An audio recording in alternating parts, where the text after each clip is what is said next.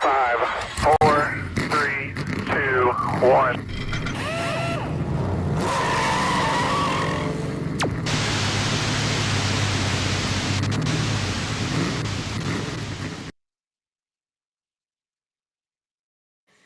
Good morning, everyone. Welcome to the Splash and Dash Morning Show, post Charlotte Motor Speedway, post Coke 600. What a weekend, everybody! The Christmas of motorsports. We got everything wrapped up with the most beautiful bow on top. Especially us NASCAR fans. It was a busy weekend. We're going to hit it hard. We're going to start the recap because there is just so much to talk about, so much to look back on from a wonderful weekend in racing. You have, we started the weekend, three really predominant races happened. The Monaco Grand Prix, the Indy 500, and the Coke 600. I felt like the racing got better as the day went on. If you were watching all day long, it just, I don't know, just progressively improved from series to series to series to track to track to track. I enjoyed all of those races, especially as a casual fan of F1 and a casual fan of IndyCar. Indy 500 is the greatest spectacle in motorsports. So it was really interesting to kind of consume that in a new perspective this year. It looked incredible. John, the motorsports enthusiast, was out there. Our friend John from ATYL Media. I'd love to get a hold of him one day this week and chat with him about his experience out there on track. There was 1 in every 1,000 Americans attended the Indy 500. So a lot of people in that 350,000 capacity seating in those grandstands at the track. It was slamming and jamming, but I hope everybody had a great weekend. Everybody stayed safe and enjoyed the holiday, keeping in mind it is Memorial Day for those who have made that ultimate sacrifice, the men and women of our armed services. So let's remember that too as we dive back in to our work week, as we get started again, back to the normalcy of life after spending some time enjoying some racing. And hopefully everybody enjoyed some time with their families, with their friends, barbecues, events, so on and so forth. So getting back into the swing. It's Tuesday. This is a new hat, another new hat. This is a gift from the Matty Cox. And I like bent the brim up to try to make it like a better shape.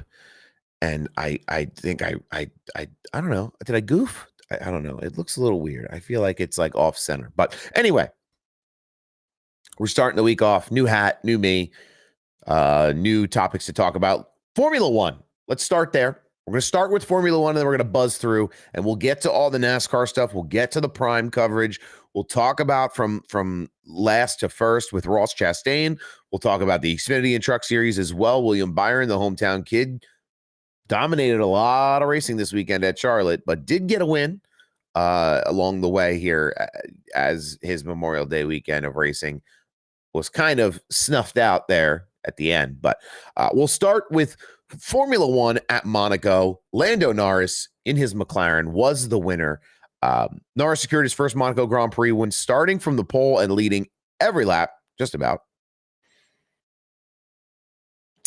This victory narrowed his championship gap to teammate Oscar Piastri. It was Norris, Leclerc, Piastri, Verstappen, and Lewis Hamilton in the top 5. I don't think Norris led every lap. This was an interesting race. I watched it a little bit. I was kind of moving around, getting ready to head over to some barbecues and stuff in the morning, see some friends and family. But the biggest topic of conversation was the necessary 2 pit stop rule that was implemented by the FIA. They made them come in and stop and change tire compounds twice. Seems a lot like stage breaks to me. Now, they didn't tell them when they had to do it. So the anarchy on track that began was teammates started staying out longer to offset the speed of the field. They were slowing down the field so their teammate, who's maybe in the pit, could get out and stay on the lead lap and retain their track position. So there was a lot of cantankerous hijinks happening in F1 in terms of the strategy calls. I don't think the FIA, the stewards were too pleased with the innovation in strategy that was implemented by some of the teams to help give them a little bit extra competitive advantage at Monaco, especially the fact that these rules for having to come in for the pit stops and having to get the new tires were primarily to promote more competitive racing. And that's kind of not what happened. So I know there's conversation about changing it again. There's even some people in that community who are talking about taking it off the schedule altogether. I think that's crazy, but it was fun to watch this race as a casual fan. I love Monaco, just the sights and the sounds and the atmosphere of it. It is one of like the hallmark events in F1, even though the racing leaves a lot to be desired. Despite new regulations, overtaking remain minimal, leading to calls for changes to the Monaco circuit or race format. George Russell suggested removing Monaco from the calendar due to its lack of competitive racing. With both drivers on podium, McLaren strengthens its position for the Constructors' Championship. So that's kind of my little F1 rundown. I don't spend a ton of time chatting about F1. I do love Zach Brown, the CEO of McLaren. I think he is just good, red meat and potatoes, full-bodied and blooded American boy. If you haven't listened to his episode with Dale Jr. on the Dale Jr. Download, it is a wonderful listen. Zach Brown is one of us. He's a real racer's racer, real guy's guy, car guy, through and through. Not as much of a corporate kind of CEO kind of the vision of that you may have.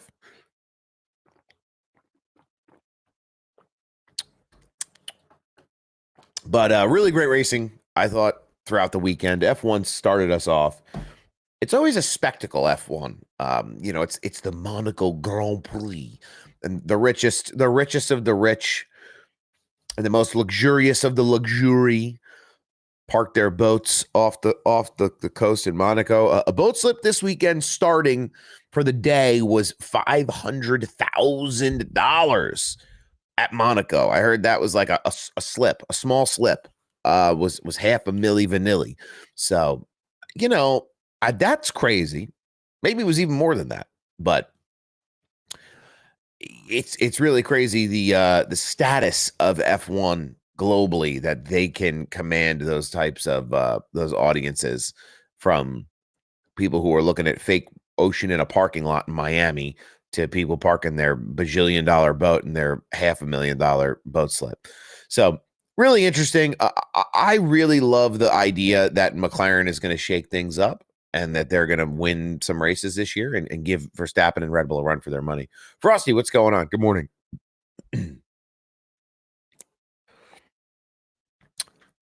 But yeah, I really love that's going to be kind of a shakeup for them this year, and we're going to see just a different scenery. I mean, I think we all feel like we need that. I feel like we need that. Even if you're not a big supporter of F1, just seeing something new is nice. For me, I think the biggest race of the year, and I don't think they've been there yet.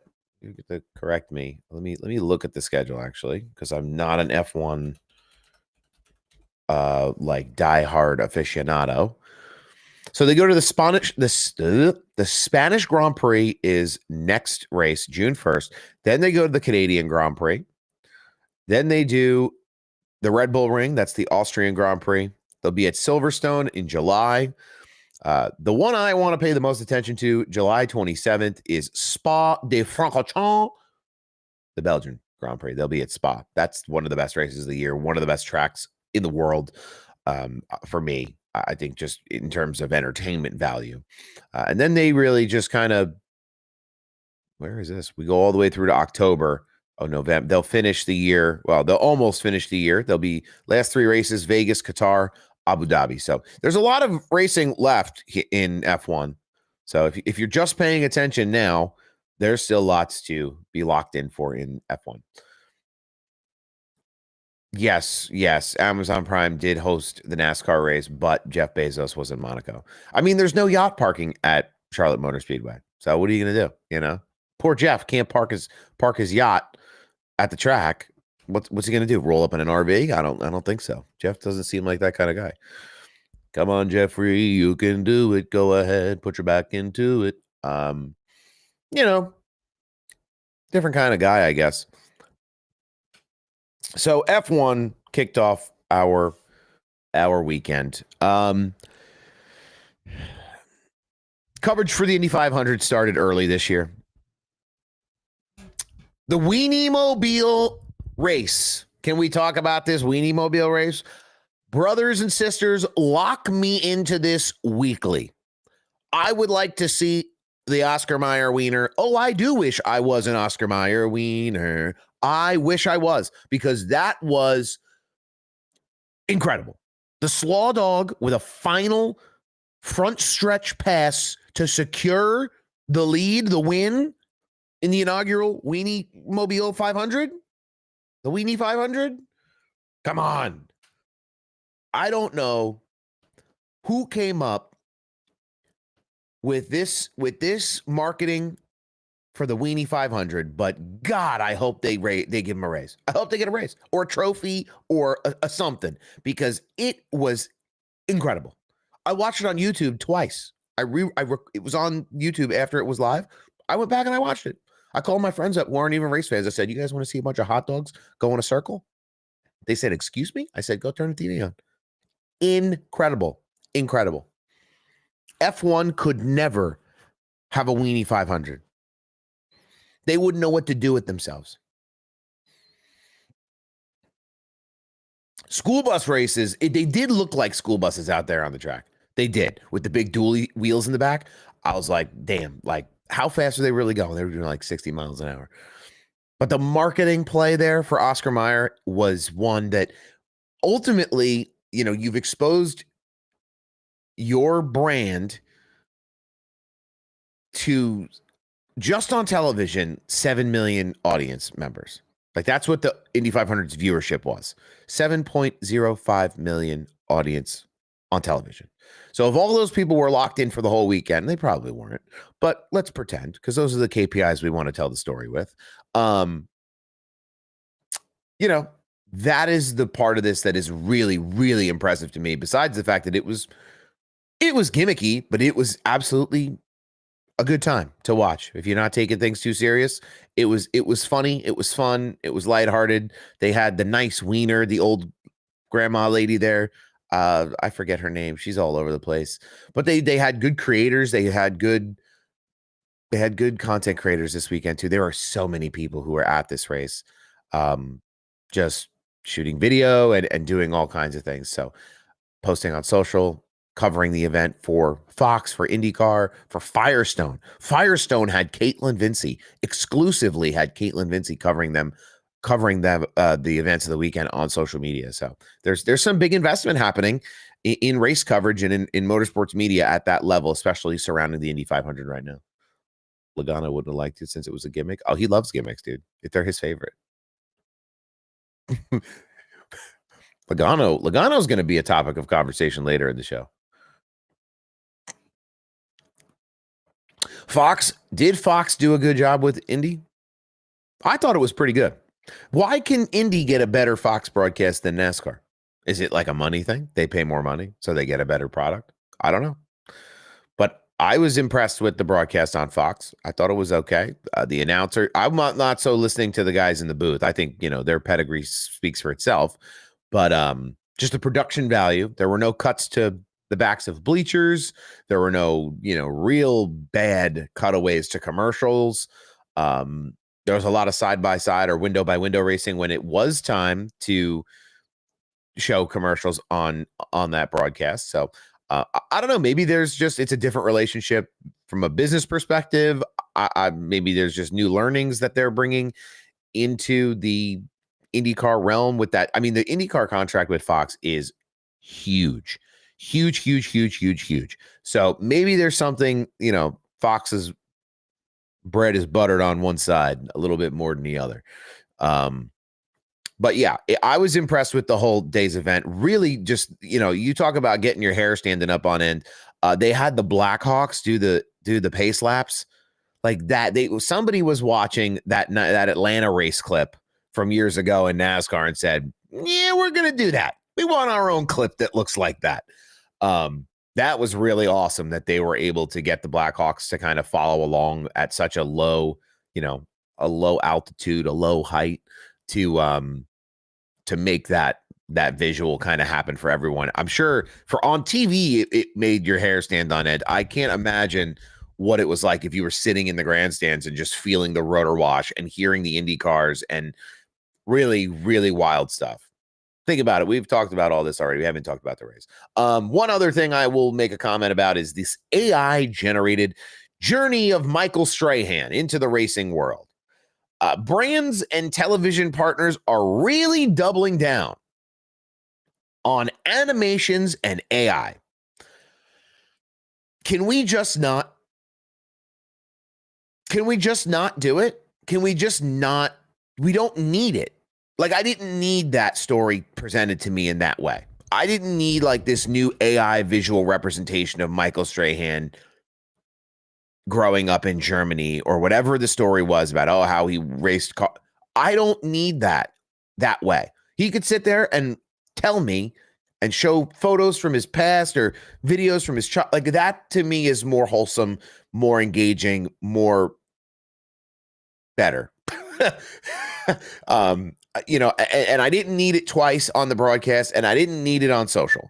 So I think more times than not, as someone who's experimented with AI and in brands and marketing in a professional capacity, I find that, and this is one person's experience, so you don't nail me to the wall if you know people or you've yourself had other experiences.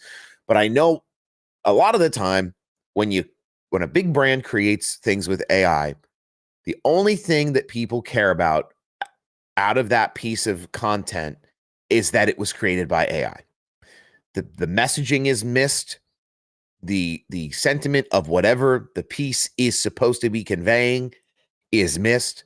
People look at it and they go, it doesn't matter what words are coming out. Oh, that's AI. We automatically discount it. And I think it's this instinctual reflex from people who just, I think AI is great. It's great to have as a tool, but I just think there's limitations to it and how we should use it in a creative capacity, especially on national television during a broadcast of a race that had 7 million viewers. So I don't know. Wasn't for me. Would love to hear from people who did think it was really great and really fantastic. I'd love to hear those perspectives as well, because it's definitely interesting, but just not my jam. Not my jam. Yeah, not my jam at all. But outside of that, I thought the Fox broadcast was really good. Let me go to my notes, because I had to make notes this week, believe it or not.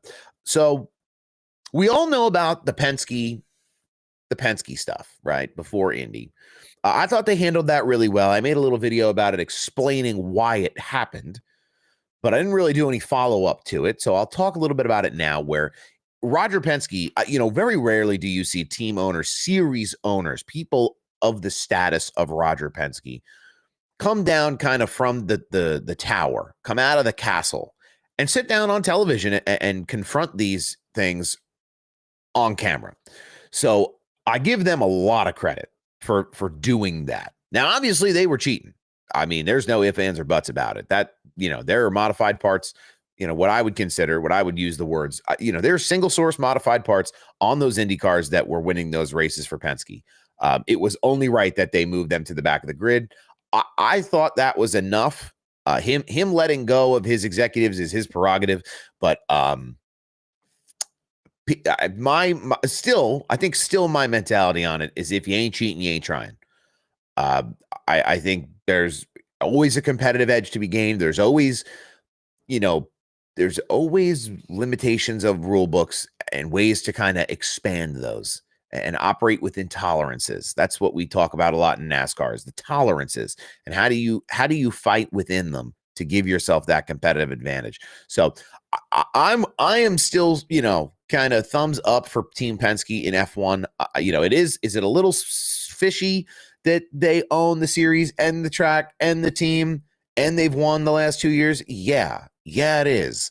They talked a little bit about how they might be open to bringing in some impartial third-party officiating for the sanctioning body to kind of separate themselves from it to a certain extent. So they're more of a business It's more of a business relationship and less of anything else. So it seems. So yeah, they have been caught doing some things in the past too. That's probably why those guys lost their jobs. I think, one strike is fine with Roger, and then when you embarrass him twice, it doesn't seem like that's the move. Tim Cindric, one of the people who ended up losing their position at Penske. He's the manager of the IndyCar operations over there. A lot of conversation about, oh well, Austin Cindric's going to lose his ride now. It's an interesting conversation to have. I don't think Austin Cindric will lose his ride over his dad losing his job, but I do think it might put Austin Cindric in the hot seat. It might. In terms of he needs to continue to perform at a level that he can stay in that seat on his own merit. And I think he's raced well. I don't think he's been a bum like he has been, he hasn't underperformed like he has in some of the past years. He's not a bum, but he's going to really have to hold on. He's going to really have to hold on tight and continue to race well. And hopefully the resources and the equipment continue to support, his abilities in the car. So Ford literally has no one in the pipeline to begin with. Yeah, I don't know who's next up for Ford either.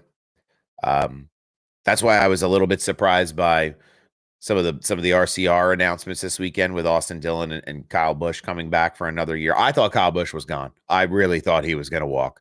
If you had asked me if I was a betting man, I would have told you Kyle Busch was going anywhere that had a seat open. And I guess not. There's not a lot of seats around right now in the Cup Series. So, but before we get off too much on a tangent, IndyCar, the results of IndyCar. Well, that's the problem is nobody knows where Kyle would go. I don't think there's a place for him to go. He would end up at like Colleague. And, what are they going to do? Hendrick's going to make a seat for him.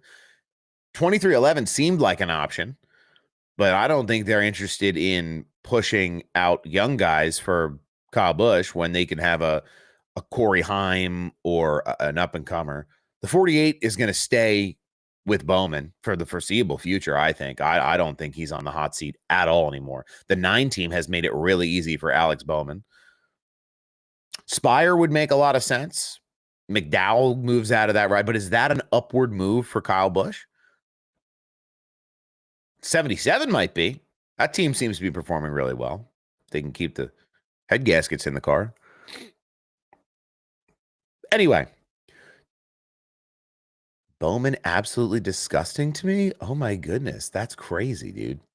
Bowman, we need a little Bowman love and respect in here. Aaron is back, baby. Been a long time. Indy 500, top 5 finishers.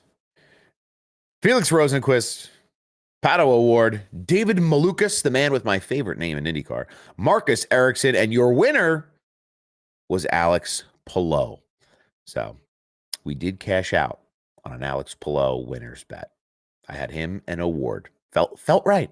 Just felt right. Not hot takes, but felt right. Palou achieved his first Indianapolis 500 victory, making it his first win on an oval track as well. He became the first Spaniard to win the Indy 500. Talk a little bit about Robert Schwartzman. He started on the pole.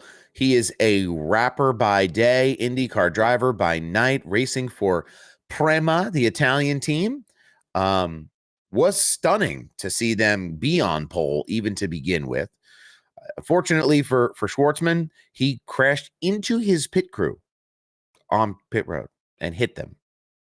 So that was an interesting development. Scotty Mack,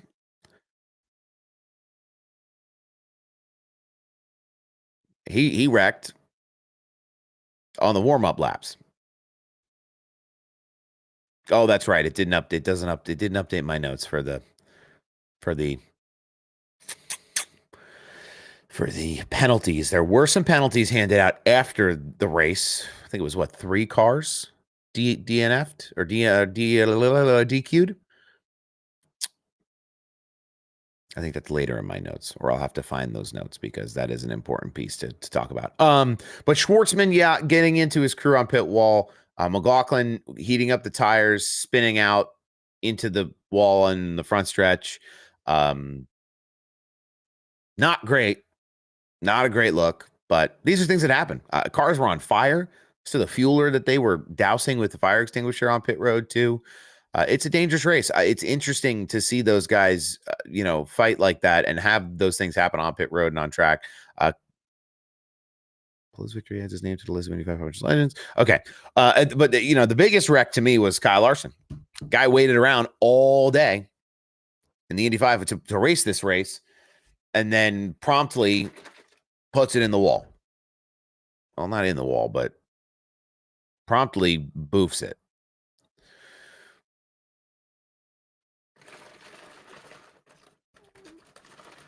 I'm going to look. Let's see. IndyCar, the app. Let's go to the IndyCar app. Let's go to the IndyCar app standings. Oh, I don't like this app. I don't think I like this app. Race results. Okay, no, I think I like this app again. Yeah, so Palou, Malukas, Award, Rosenquist, Ferrucci were were 1 through 5, according to the IndyCar app. Daly finished 8th. Christian Lundgaard finished 7th. Christian Rasmussen finished 6th in the race. Takuma Sato finished 9th. I had him on my card this weekend. 109th running, yeah. It was getting to the point where they were talking about him having to skip driver intros, Kyle Larson, to make the Coke 6. It just doesn't seem to like last year it was the rain, and this year it was a little bit of rain, a drizzle was happening. And then ultimately he downshifts when he shouldn't have and spins the car out, and that's it. Backs it into the wall.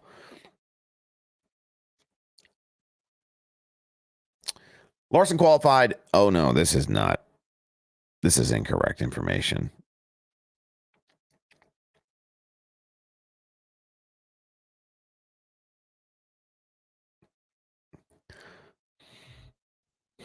Yeah, Larson's crash happened just before his planned departure to Charlotte.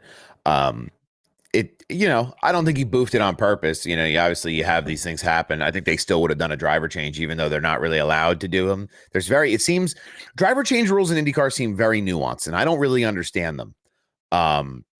Apparently you can, and you can't. Like Tony Kanaan was talking about it on pit road to the pit road reporters, and he seemed like he was going to get in the car and go. And then in the broadcast, they were like, no, well, he can't unless he's under caution or he starts from the back, or it wouldn't be a points pair after this. Like it was all very confusing. People were texting me about like, okay, how much time is left in the window? If they get a red, he's done. If it rains another 5 minutes, he's done. Kyle Larson was never going to win the Indy 500 based on the qualifying position that he started that race with. I don't think he was in a real position to be competitive as he was last year. Just a shame that he didn't get further in the race to then come like add to the hype of the Coke 6, to add to the hype of the double. Always trying to steal those IndyCar fans away a little bit, take that audience and put them in our pocket over in the NASCAR Cup Series. And it was just, you could hear how disappointed Larson was when he was talking about the day at large, because it didn't get much better for him once he did land on the ground. He did land on the ground in Charlotte and get into that car where he started the race really well. And then I guess he saw some high grass on the front stretch and felt he had to help clip it down a little bit. So anyway, it was definitely an interesting day in the IndyCar world. I enjoyed watching that race. There's a lot of strategy that goes into it that I don't totally understand. There's definitely different aerodynamic pieces to the cars, and I don't know as much about it as as a very casual fan. I'm not as locked in as I could be. Yeah, the high turf, dude. Just cut it down. That's what all the hot tires are for. They melt down that turf. He saw a big piece of fake grass that they didn't install right. And he had to go romping around to fix it up. But IndyCar is definitely one of those deals where I know the hybrid system was new or newer. Guys trying to charge batteries and do all these different things. And I think for the casual fan, it's like I'm not locked into hybrid system strategies unless I have to be. Like IndyCar, the cars are so sensitive, and the Indianapolis Motor Speedway is so big. It's like, even a gust of wind can change the strategy of the drivers of the car as they're getting around there. I know, what was it, qualifying or practice day one day at Indy, they were accounting for like a 30-mile-an-hour wind off one of the corners, where they would use that opportunity to come off the throttle and charge the hybrid systems and stuff. That was part of the strategy of qualifying for a lot of teams. And it's like, that's a lot of math, man. I'm glad there's somebody with a bigger brain than me that's figuring out those strategic moves to help their drivers get that competitive advantage. But will Kyle Larson run the double again is the question that people are going to talk and they're going to ask. I would be shocked. I would be stunned if Kyle Larson got the opportunity to run this double again. It has been an incredible spectacle to see him attempt this not once, but twice, back-to-back years. I think the way that NASCAR has structured their rules recently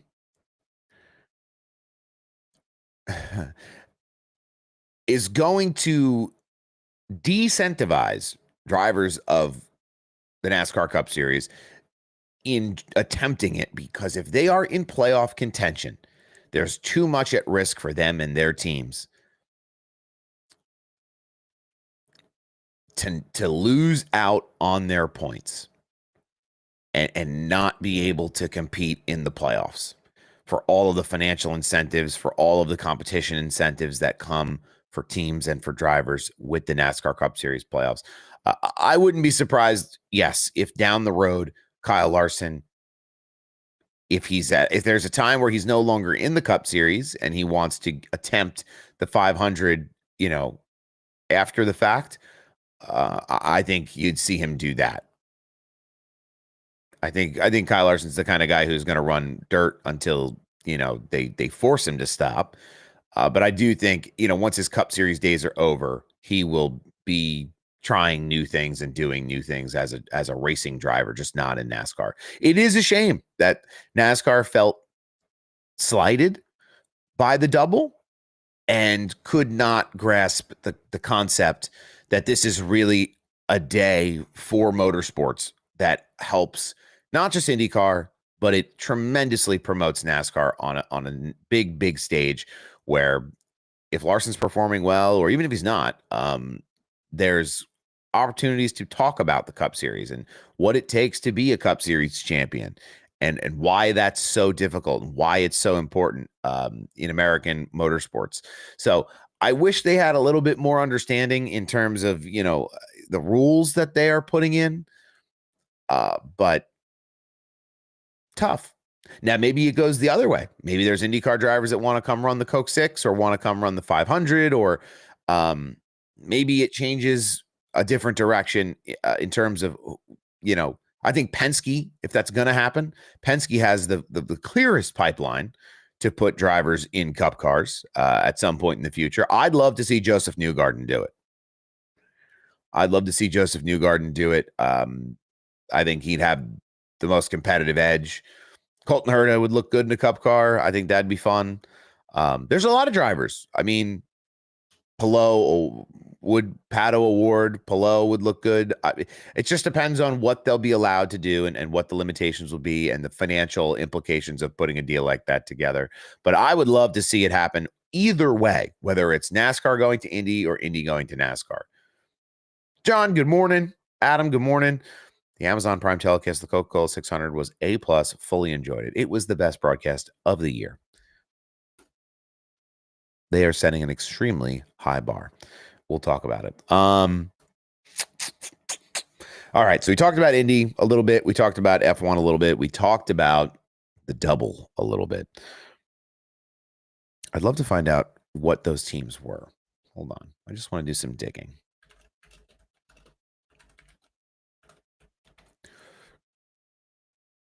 So we talked briefly about the IndyCar post-race tech penalties. IndyCar announced post-race technical inspection penalties to the entries of number 27 and 28 of Andretti Global and number 90 of Prema Racing following Sunday's Indianapolis 500. Under the new finishing order, Andretti's Marcus Ericsson and Kyle Kirkwood are 31st and 32nd, respectively. Prema Racing's Callum Ilott is 33rd. So they did. They slid back two of the Andretti drivers and one of the Prema drivers. So I think Holton Hurt is in line for the caddy ride in F1. It would be interesting. It's going to be really interesting to see what the silly season looks like for that. I've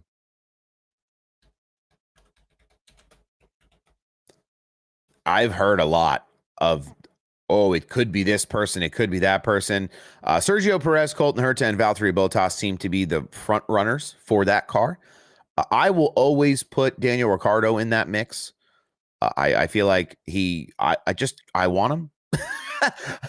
I like him and I want to see him run. So it would be fun. It would be fun. Oh, excuse me. It would be fun for the brand to see Daniel Ricciardo in that world.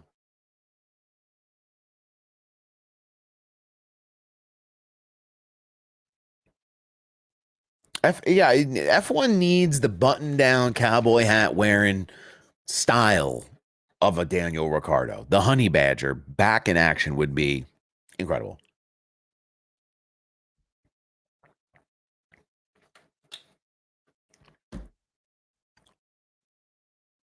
Okay. Do you want to get into the truck series now? Scotty Mack versus SVG in NASCAR. Let's make it happen. That's a great thing to bring up, Adam. So I did my interview with Buddy last week, Buddy Pulley at the Buddy Pulley, Cars Tour aficionado. He's got a hot take. He feels SVG could be one of the best drivers globally. There'll be a social clip that goes up about it. I'm sure it'll cause a stir if people watch it. But I would love to see SVG and Scotty Mack. The Australian invasion of NASCAR would be, or the New Zealand, the Auckland, I don't know. What do we call that part of the world? The invasion of supercar drivers into the NASCAR Cup Series would be really something to pay attention to, because those guys, that supercar series is serious racing. It takes a special type of nerve to want to run the way that they do. If you haven't seen any of those races, YouTube some supercar highlights. It's unreal.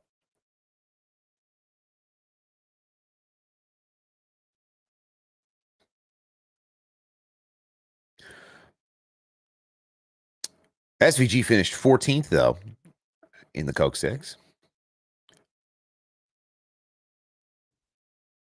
So SVG, we talked a little about him making some inroads on the ovals. If he could figure out the ovals a little bit, I think he'd be a better competitor overall. But seeing more supercar guys come over, I'm pretty sure there's an announcement today, or there was an announcement yesterday, that there may be a new person from the supercar world coming to run in the Xfinity series. Pretty sure. But you'll see more and more of them come as time goes on, because the more that NASCAR wants to put road courses on the schedule, road courses are a special discipline that take a special kind of talent. And it takes longer to develop that talent than it does to sign a contract to get somebody over here that knows how to run them already. So, young guys like Connor Zilic and Jesse Love and these young drivers coming up today, Corey Heim and so on, they're going to have to train themselves to become road course efficient. Zilic obviously has already done that, but if you're not road course efficient in today's NASCAR world, you're not a real competitor anymore, which is, to me, I'm not a road course guy. I feel like the uptick in road courses in the Cup Series schedule is the wrong thing. I think we're going the wrong direction with that.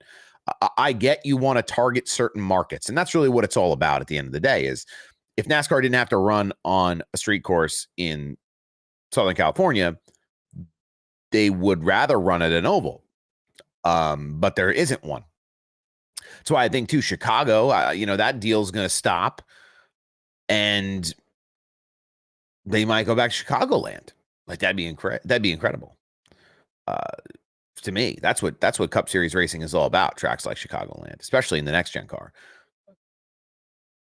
Could that lead to more IndyCar prospects slipping to Cup? I don't know. I think a lot of the pipeline, the feeders in the pipeline, I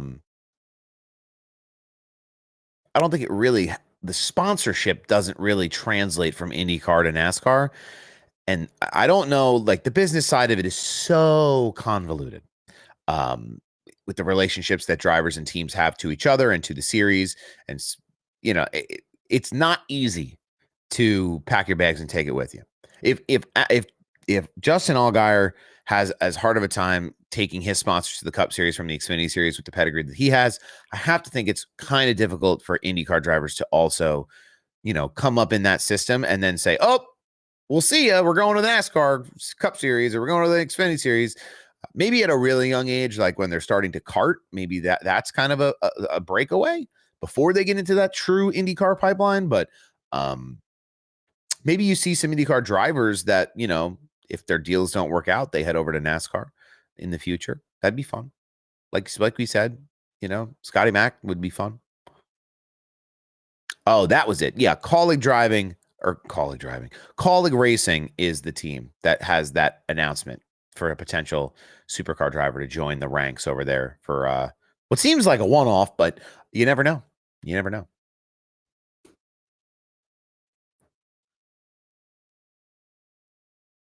I pray Chicagoland comes back. Apparently they're very close.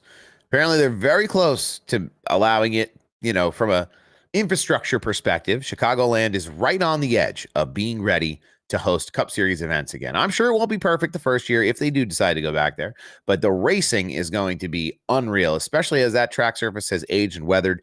The Cup cars now with that intermediate package, if we get something like what we saw this weekend in Charlotte, we'd be really in for a treat. I do think July 4th weekend will stay a road course, just not sure of the location. Yeah, I guess. I mean, it's targeting markets. That's all it is. It's targeting audience markets, and there's a reason they put the Chicago Street Course on 4th of July weekend, right? It's a big weekend. People are watching. Very patriotic. It's great.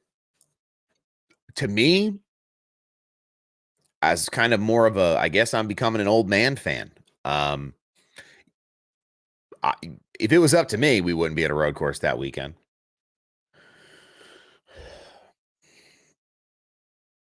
Road America would be cool. I just don't think the car would run well there. Yeah, that's what I'm most interested in. Like the Pepsi 400 was the 4th of July race for a long time. That's what I'm locked in for. I get not everybody's going to be locked in for that. And there's other opportunities out there to capitalize on the hype of the 4th of July weekend. But it's going to be about where they can go get the most eyeballs, on the biggest stage, on the biggest week, one of the biggest weekends of the year. So Chicago is that place right now. Even if they ran Chicagoland on 4th of July weekend, it's still not in the city. But I do think NASCAR did a masterful job of their at-track activations in Chicago. They really showed people what NASCAR is all about. And I think the audience would translate. People who went to the street course for a couple of years, I think they would go over to Chicagoland, especially new fans. Okay, yeah, we saw street racing for 3 years. What's that oval stuff look like? Maybe they're not paying attention to stuff outside of their region. Maybe they just want to see what's going on in person in the Chicago metro area. Give them the chance to go see that now. Kansas would be a good product on July 4th if it wasn't, if the track temperature was 15 degrees cooler, that'd be great. If the tire was good.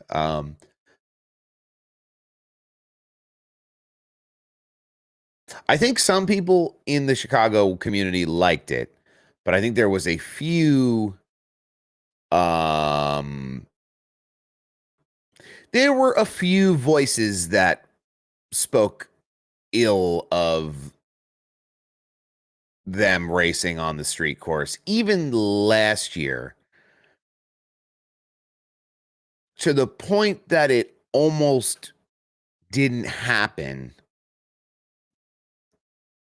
Like, they had their contract, but there was some definite, like, it was on rocky ground. A handful of very high level figures in the community did not love it. But I mean, to create a street course in the middle of a city is an inconvenience. I've been to Vegas when they're building the F1 track. It is a total disaster, and people in Las Vegas totally hate it. It is a nightmare situation in terms of infrastructure.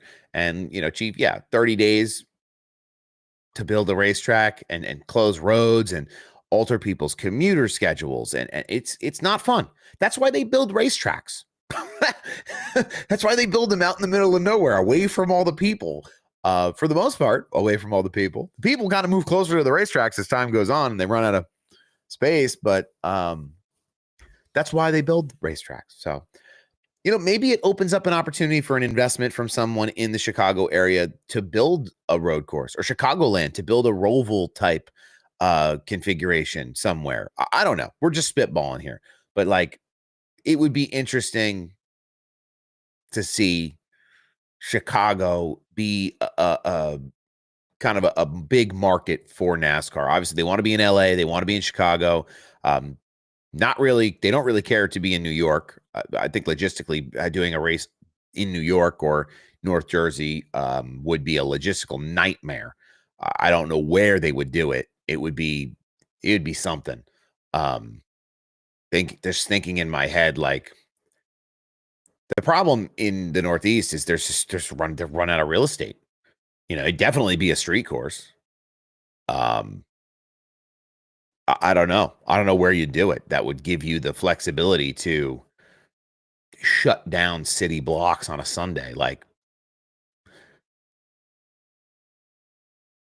I have heard a lot of positive things about the street course from people who've been out there, who traveled to it. Maybe it just takes a certain type of fan to appreciate it. If you're flying out there, you don't get to see all the skeletons behind the curtain that it takes to create it. But I don't know if the Cup Series is ready to go back to the Rock yet. I like it as an Xfinity and a truck date right now. People have talked about it for Cup. It would probably be great, but I think what made the race at the Rockingham this year a little extra special was because of the way the Xfinity car runs on that track. I don't think you'd get the same product out of the Cup car.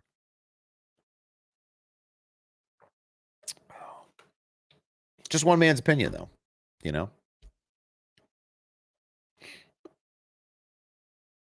All right. Time we got 8:54. We're cruising today. We're cruising. The NASCAR Craftsman Truck Series. You scroll up here. Okay. Real race car and a real racetrack. Funny how it works. Wish Colorado would put a race track on the front. Oh, that'd be fun. Colorado race. Be a lot of Rocky Mountain High innuendos going on, but I think that'd be cool, a cool market to be in. It's interesting how they select where they want to go. The Rocky Mountain 400? Hell yeah, brother. Catch me out there. All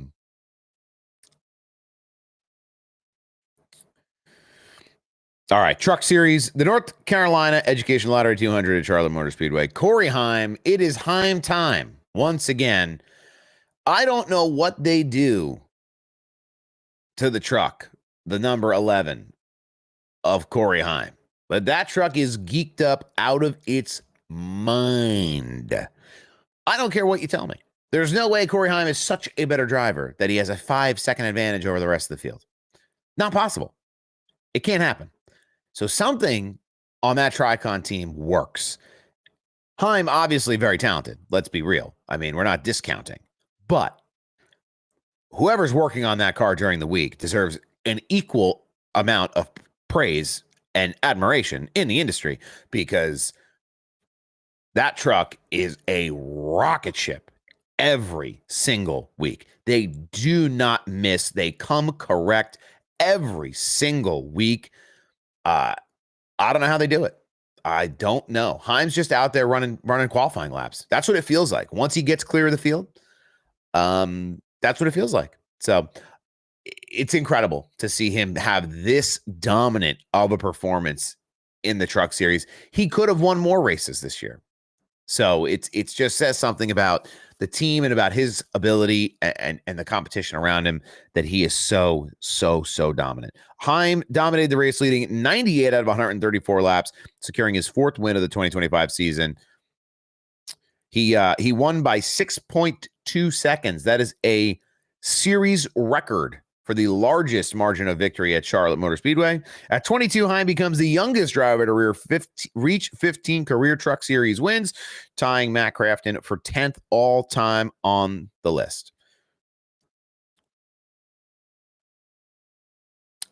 Top 5 finishers: Corey Heim, Ross Chastain, Caden Honeycutt having a great run of races here recently in that 45 truck, that Nice Motorsports entry, I believe. Lane Riggs, bad guy of trucks, the Heim rival. They want him to be Heim's rival so bad.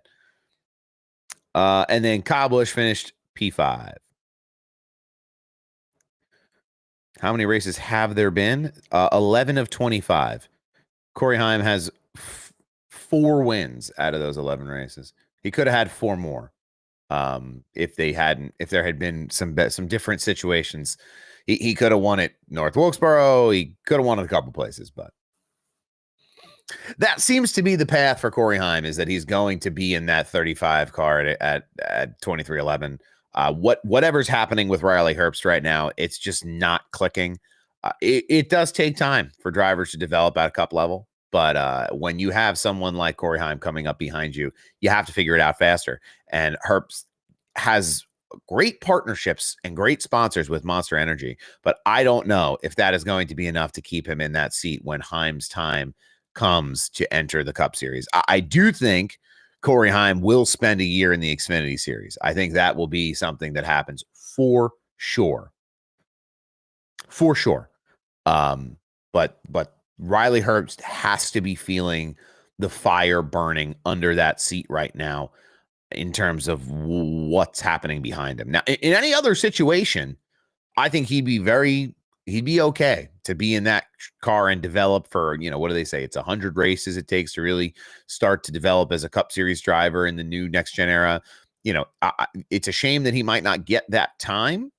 But they're not going to let Heim sit longer than they have to. So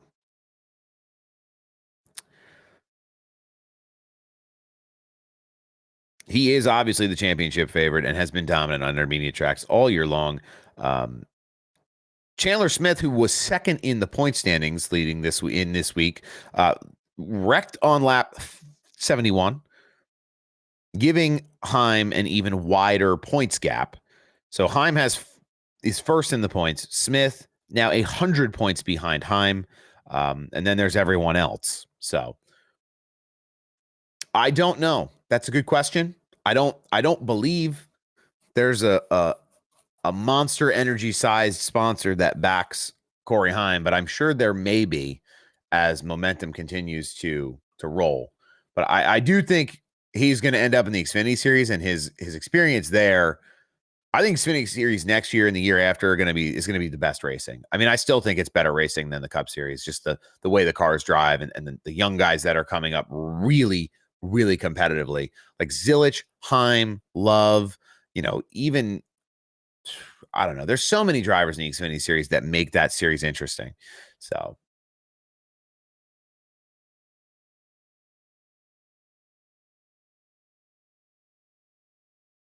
oh yeah, I'm sure his team, Corey Haim's team, and his partners and his management are are beating down the doors to secure sponsorship to make sure this pathway continues for him and all of them. Dalton, good to have you in here, man, this morning. I appreciate you stopping in. Hopefully you have a good week, good day. Oh, I'm dropping the phone. Whoops. Working on my notes.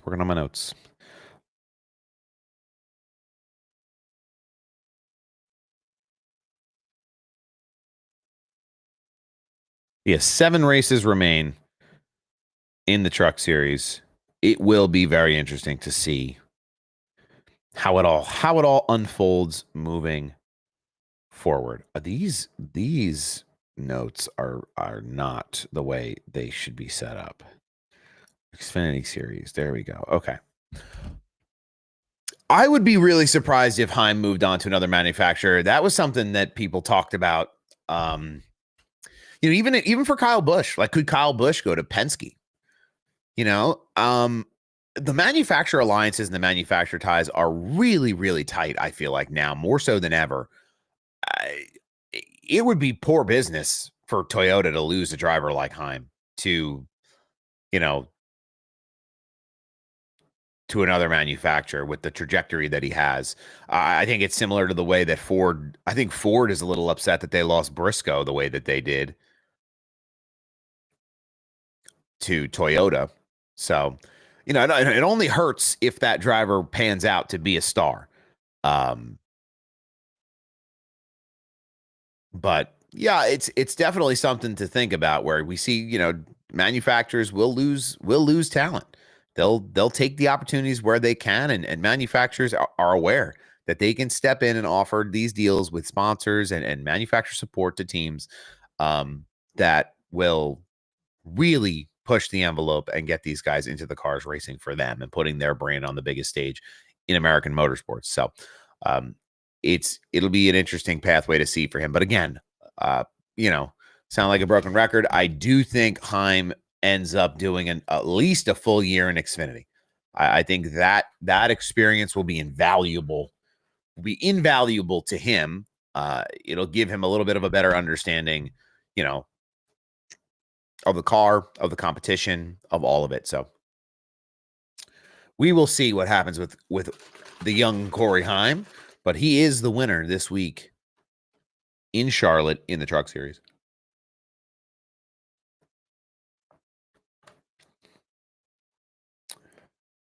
I'm so curious about those JGR Xfinity cars, man. I don't know if they are full-time cars. I don't think they're opening the door to those cars to anyone. Well, didn't Heim and Gibbs have like a rivalry or something? Isn't that part of that deal where they're not big fans of him because of that reason? I think there was some kind of something where Ty Gibbs got his hair crossed the wrong way over him, and they don't have a great relationship, especially now that Ty is the owner of some of those Xfinity entries. I would struggle to see how he would end up in a Gibbs car, but money talks, and if the deal's right, he'd be very competitive in that car. Imagine him in the 84 for Legacy if they finally figure out this charter mess that they're dealing with RWR. I was impressed with Legacy's performance this weekend. John Hunter ran at the front in the first 2 stages really competitively. Now, it didn't last, which is fine, but they need to obviously work on adjustments. And I've been singing John Hunter Nemechek's praises the last couple of weeks. I think this is a driver that, is another one, has incredible levels of talent, came up, did the right things, took big chances on himself, went down to the Truck Series, came back, ran competitively, went back to the Xfinity Series, put belt to ass a lot of the time. And now he's just trying to make his way in the Cup Series with Legacy. They are doing something new that is giving him a competitive advantage. I don't see the same out of Eric Jones. And poor Jimmy, it feels like every time he gets out there in that 84 car, he just gets beaten, banged around. I'd love to see Jimmy Johnson, and this is wildly unlikely. Wildly unlikely. I would love to see Jimmy Johnson get in an Xfinity car. I think he would put on an ass whipping of monumental proportions. And because the car runs similar to the old car. You can kind of drive it off the right rear a little bit differently. It's not as, it's not as IndyCar or as unibodied or as, whatever you want to call it. It's not as copy and paste as the Cup car is. So I would love to see Jimmy. I know Jimmy's like 6 starts off of 800 total series. So 700. He just did 700 in Charlotte. He didn't finish the race, but he started the race. But, I would love to see him do that. Yeah, that is a good point. Talking about drivers not being able to go to certain places because of certain rivalries. Richard Childress and Kyle Busch, that relationship. You never know. Never say never is that's fair. That is fair. The hold my watch thing was a great bit. Well, there was some tenuous I don't know. I wonder why more Toyota drivers don't end up at Joe Gibbs. I don't know the answer to that. But only a select few end up going there. I mean, I'm a Martin Truex Jr. fan. Followed for his career. You couldn't have caught me dead putting Briscoe in that 19 car. I thought there were other changes to that 19 team that needed to happen too that haven't happened yet. A couple of small issues that could be justified or justified changes as they move forward. Briscoe did have a good night though at the Coke 6. Started on the pole, and he went away for a long time. Then he came back. So it was an up and down race for him, but I don't always understand. There are a lot of enemies in the Xfinity series for Ty. So I hate to see that spill over into how that team will run moving forward, especially as Ty. It seems like it's time for a lot of these old guard owners to kind of transfer the management over to their children and grandchildren and whoever else. You hear a lot about how Austin Dillon, could he be managing RCR in the future? I think Ty Gibbs is going to manage Joe Gibbs Racing in the future. The pipeline for these ownerships, these family-owned teams, that's what's going to happen. But I think it's just a tough thing when, and I don't know if that's exactly the situation, but it's a tough thing to take those on-track rivalries and allow that to affect your business decision-making skill behind the desk when it's time to be competitive on the track. Not against you, but for your team. I'd want all my rivals on my team because they're the best drivers. If I'm a good driver, I want my rivals on my, if you can't beat them, join them. And it's like, I want them. That would be my mentality on it. You got to lay all that silliness to bed at a certain point, Well, there's a lot of drivers in the Toyota pipeline. That's the deal. Everybody wants to be a Toyota driver because they're giving some of the best equipment. I think the Toyota support in NASCAR is only going to get better. Now, Toyota is kind of consolidating its resources right now. It's pulling out of NHRA. It's kind of pulling some strings behind the scenes, and I think there will be a renewed focus elsewhere with the resources that they're not going to be spending in other motorsports. The problem with giving them another Cup Series team is they would have a lot of entries on the grid, which is why NASCAR focuses so heavily on having that fourth manufacturer come in and be a part of the series, whether it's Honda, whether it's Dodge, whether it's somebody, just to come in and kind of even the table, tip the scale a little bit to be a little bit more even. So, but I do hope that JGR and a couple other teams figure it out in terms of, as the world turns, leave those rivalries behind. Let them be good business decisions moving forward and to give your team a competitive advantage and a competitive edge to win races. So, the Xfinity Series, Byron overcame a pit road speeding penalty at the end of stage 2, rallying from the back of the field to win in Xfinity Series overtime. This marked Byron's 5th career Xfinity Series victory and his first at his home track of Charlotte, North Carolina. Is it true that Legacy is kind of on the outs with Toyota? So from what I heard, they were very much on the outs with Chevrolet, but they have gotten more support from Toyota over the last season or so. That's what I've heard. I'm not sitting in the room as they're having those tiered manufacturer conversations, but based on what you see on track, the product for Legacy has gotten better. Slowly gotten better. Oh, hold on. All right, we have to stop for a second. Why Ryan Truex Jr. Why Ryan Truex can't get a full ride somewhere is confusing. It's confusing because he should have a full-time ride somewhere.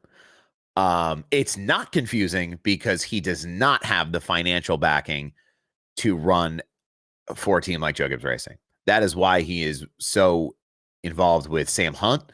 Sam Hunt Racing just got a major overhaul. They're doing really well this year. Dean Thompson is running really well this year. But why Ryan Truex does not have a full-time ride in Xfinity will always baffle me. It will never make sense to me, especially as someone who's a fan of the Truex name, just because they're a local name to my area. They did a lot to make a lot of people around these parts proud. It would be wonderful to see Ryan in a full-time ride. So I don't know what it takes, but when we talk about that topic, and I'm sure it'll happen again, because when Ryan does jump in the car part-time, when he's in those Joe Gibbs cars part-time, he wins races. So if it happens again, I'll talk about it when it happens again, because it is something that I have banged my head against the wall over for a long, long, long time. And I guess just I have to make an assumption, and I hope that maybe I'm wrong. I hope. But it just seems like not all the pieces are there to put a deal together for him, for a full-time deal. Unless there's something out there where he maybe isn't interested in it, would be, I'd be a little surprised at that, but I think it's more on the business side. I think it's more of the money that he can bring to the table versus drivers who step into the room with a briefcase, whether they're better. Like Chris Wright has a ride in Xfinity Series. You're telling me Chris Wright is a better driver than Ryan Truex? Make it make sense. It's money over talent. That is the pipeline in the Xfinity Series in a very, very serious way. And nowadays it's becoming less. It's less hidden. Like it's talked about how this guy paid and how these people pay. And I think the biggest, shot across the bow to fans at home was Sheldon Creed saying that he was paying Joe Gibbs to run that car for them.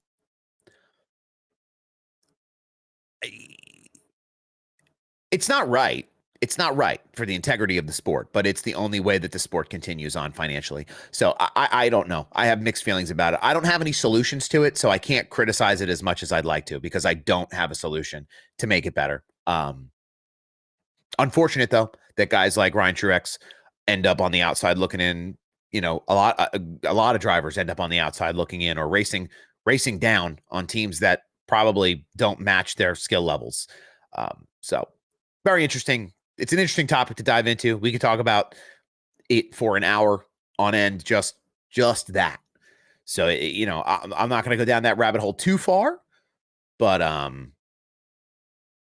the business side of the sport is what makes the sport work. And it's you're going to get what you're going to get at the end of the day. So, but I do think Ryan Truex should have a full-time ride. Somebody mark that down. Somebody call coach. But Byron winning this weekend in the Xfinity series in his home track. Byron, Zilich, Sanchez, Allgaier, and Thompson. Dean Thompson, top 5 finish. Just talking about him. I thought it was a great weekend for Nick Sanchez as well in that 48 car. That Big Machine Racing team has come a long, long way. I know they had Parker Kligerman in there for a long time, and Sanchez obviously is turning up the heat. He's a young driver, with a lot of talent. They've obviously improved that program. They're getting things moving. Justin Allgaier just kind of out there on older tires, wasn't able to hang toward the end of that race. Zilich, God, he looks so good out there, man. I'll tell you what, he's coming. He's coming for the field. Just keep watching, because he's finishing really well at ovals lately, and he's really good on road courses. And he's good at. So that the racing caliber and pedigree of Connor Zilich continues to grow. Sammy Smith was disqualified from this race. Sammy Smith, the recipient of a win earlier in this year at Rockingham from a DQ, gets DQ'd this week for weight tolerances in post-race inspection. So I don't know what they're putting in these cars. Maybe they're eating a burrito before the race or something. But weight tolerances have been a big deal in post-race tech this year in the Xfinity Series. So Frosty the Bear, Connor is gonna win the championship this year. You heard it here first. Well, I tend to agree. I think there's a big case for him to win the championship. Now, there's other great drivers out there who are gonna give him a run for his money for sure. But it sure is looking that way for Connor Zilich.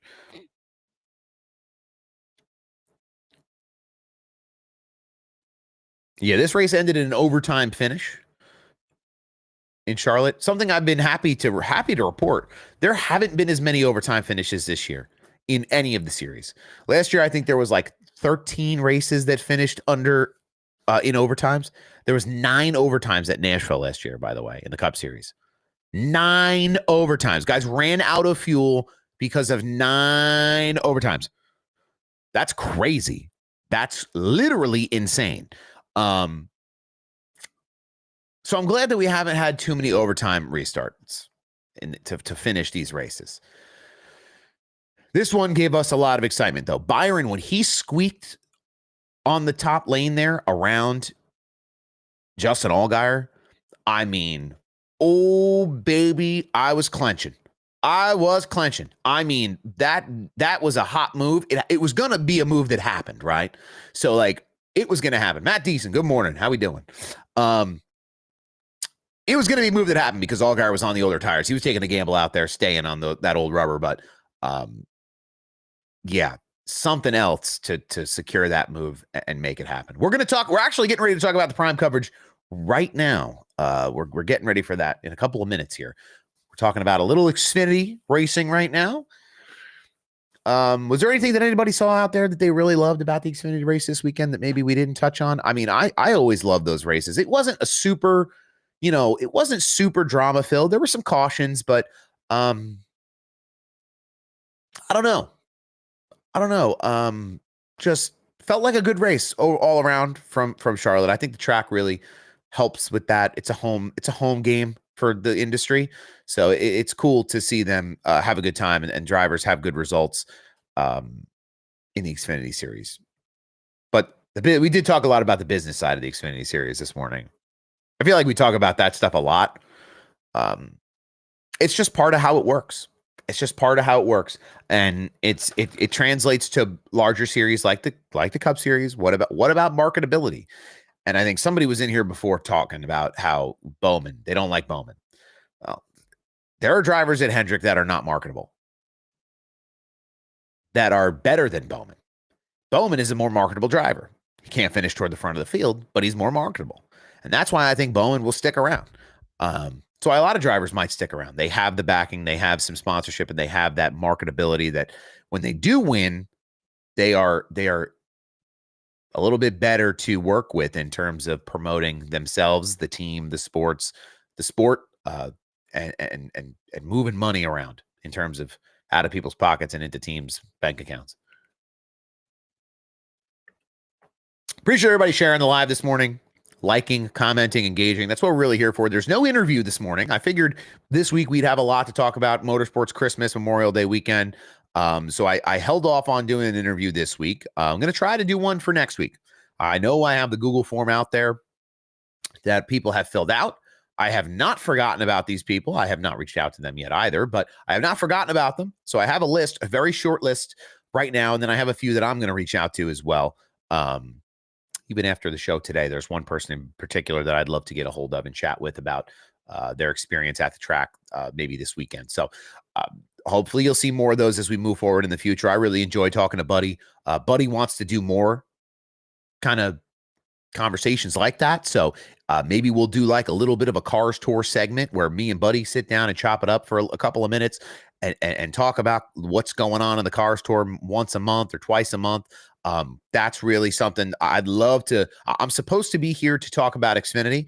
That's really what my role is with ATYL and you know what I'm helping contribute in short form content to the platform.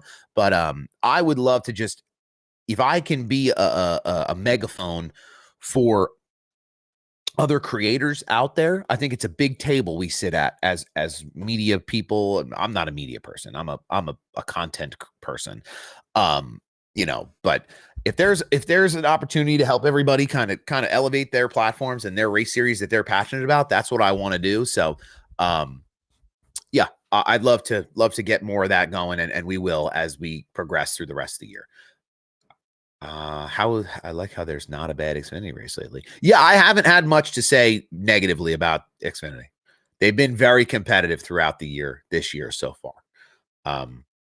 You know, there's been a couple walkaway wins, but just even the part-time drivers going, or the cup drivers going down to race Xfinity. I mean, I wish there was better coverage of the Xfinity Bristol race. That one to me was not a good race. But I feel like there were things happening through the field that we didn't get to see because they were so hyper fixated on Kyle Larson being so dominant in that race. You know, even in Homestead when he tried to do the triple, they were very fixated on Kyle Larson, and I would love to see a little bit more balance when Cup guys come down because there's still great battles happening halfway through the pack. And you know, that's when I go to the racetrack. Those are some of the best battles. You know, I go to Wall Stadium. If I'm in the booth, if the leaders are out and away, I'm not calling the leaders. I'm calling the guy in 10th, you know, door to door with the guy for the spot. That's what I think people are really locked into in terms of how engaged and how much they're paying attention to what's happening right in front of their eyes. But there haven't been a lot of bad Xfinity races this year, so been really fortunate to have a good year this year. Keeley's new race series at the South Atlantic Pro Late Model Series. I don't know what that is, but it sounds like a good time. More racing equals more better. That's why I think Prime is amazing Sunday. They focused on the field as a whole. Well, we're going to talk about Prime right now. Before we get into the race results or what happened during the race, the Amazon Prime coverage of the Coca-Cola 600 has set a new standard for what NASCAR broadcasts should be, what they could be, and what they will continue to grow to be. Absolutely incredible job. From a production standpoint, I think they hit it everywhere they needed to, right on the head. The side-by-side coverage was great. The graphics were great. The decisions of the camera angles and choosing what battles to follow were awesome. I felt like this was the most complete broadcast I've seen in years. Even better than NBC, in my opinion. People are going to compare it to Fox because we haven't seen what NBC's done in 2025 yet. But I think Amazon has the resource and has this ability to put on these types of shows for fans at home. Now, if you haven't seen the race on Prime, I'm going to go back and watch it today. I'm going to put it on the TV and watch it all day. It was great. And you should go back and watch it. If you were at the track, I was at the track, go back and watch it on TV. It's worth watching the broadcast.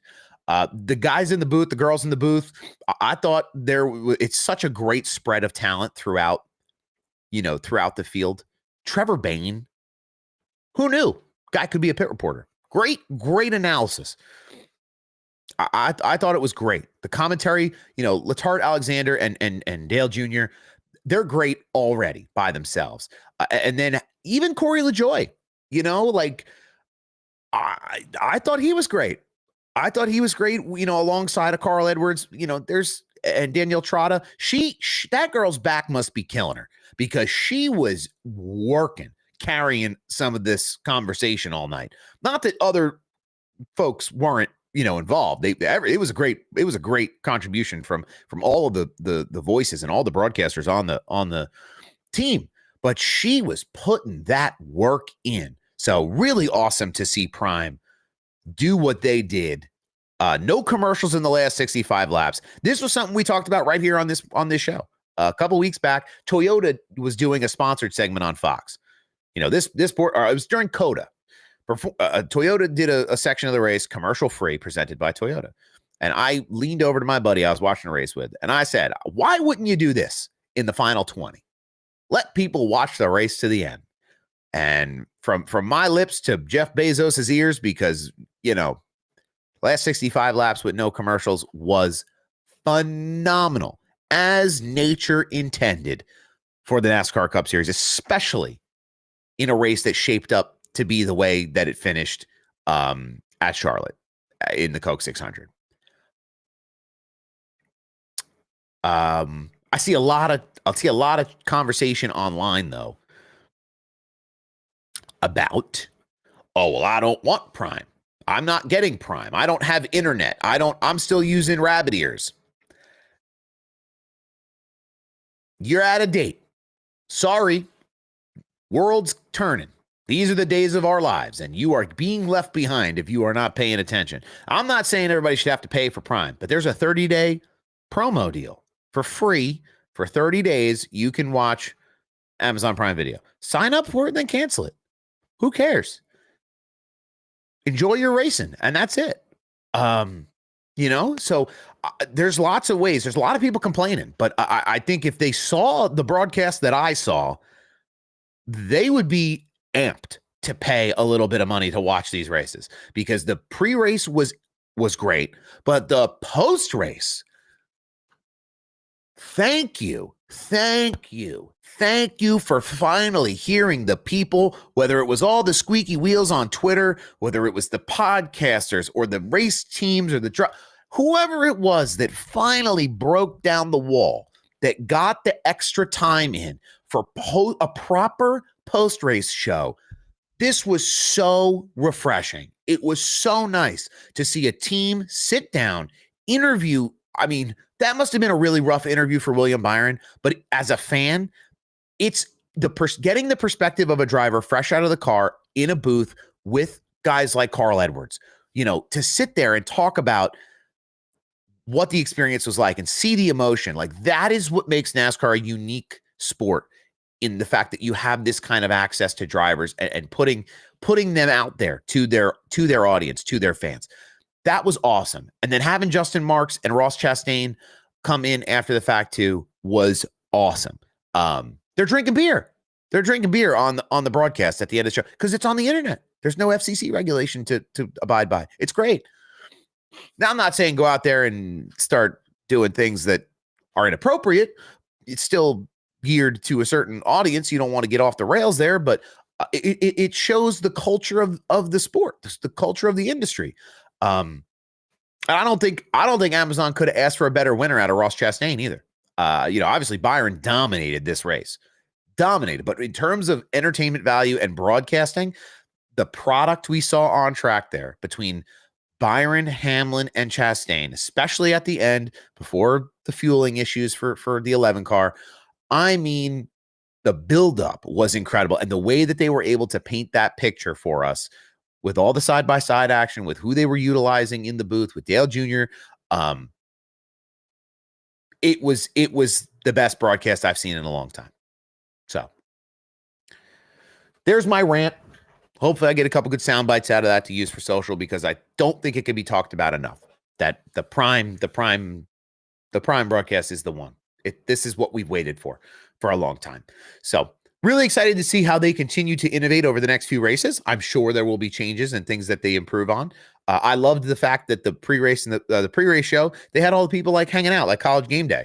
I thought that was really cool. Just a fun way to interact with the fans. And I even saw like there was tweets. Oh, look, there I am in the front row, and it's engaging to do engaging things and get people involved online. So I think it creates just such a culture for the fans around the broadcast too that will help support Amazon's future in broadcasting NASCAR as well.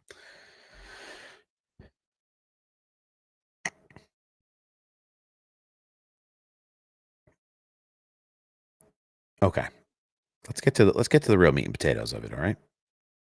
We talked about the broadcast. Boop, boop, boop, boop, boop, boop. Ross the boss. What a performance. Now, we always knew he had that dog in him. That dog in him. But did we know he had that dog in him like this? Did we know it was like this? Because the finish of this race was unreal. It was unreal. Unfortunately for Denny Hamlin seemed to really have pace over William Byron. Byron led, 200 and how many laps did he lead? I mean, for the love of God, it was like every lap.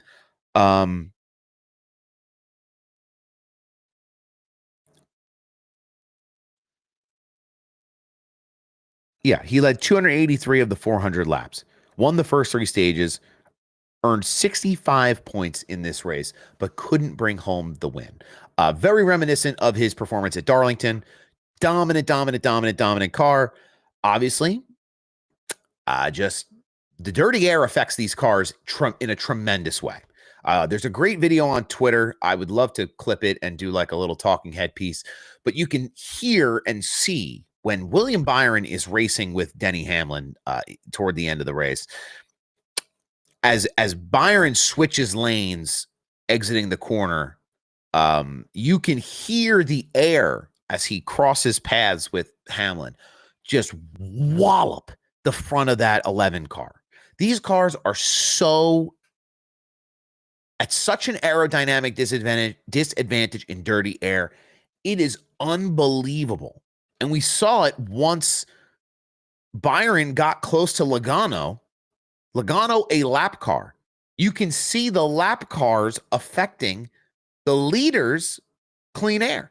And I do think, I don't think it's wrong to think, Logano is holding up the 24. He's holding up William Byron. For what reason? He doesn't just pull down and let the leaders run. You want to stay on the lead lap? You want to keep your position? Okay. But that absolutely left the door open for Ross Chastain to make the move that he made. Now, Ross Chastain's move to take the lead was kind of a half slider. It was a hot one. I don't think he knew that Denny was down a lap. I don't think he was aware of that. I think he thought Denny Hamlin was coming around, and he made a very, very high-risk move to kind of split between Hamlin and Byron and hit the slide job going up through turn 2. So I think it's a combination of a few things. It's a combination of Logano being able to stay out on track and cause a little turbulence in the air, literally.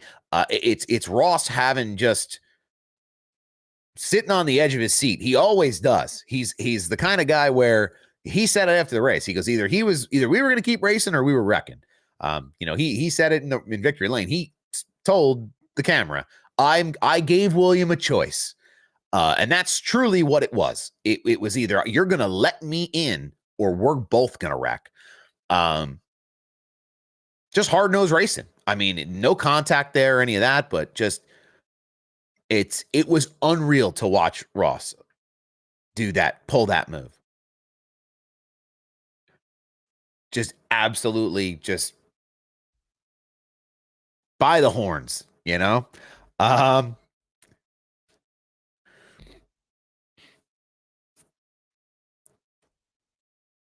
I almost cried when Carson Hocevar blew up on the restart. I'm not a Hocevar guy, but I love watching guys like Hocevar do well. And that sequence of events, he's running. He could have won that race. He was in a position that late in the race, he would have wrecked his mother, his brother, his sister, his father, his grandma to win that race. And he was competitive. He was fast. He had everything he needed at the right time until the motor let go on the restart. Took out Chris Buescher along with him in that wreck, which was unfortunate for that team. They took a pretty big knock in the points because of that. My heart hurts for Hocevar. And I'm sure they'll look back on it as a day that they made progress, right? As an organization. But like hearing him say it blew up, like my chest just, it got tight. So I really hope he does get that win this year. I think it's coming. The equipment at Spire has improved for him in leaps and bounds, tremendous ways.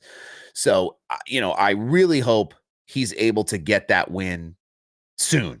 I think it's coming this year, but I hope it's sooner than later because I want to see that. We're going to have a party when Hocevar wins.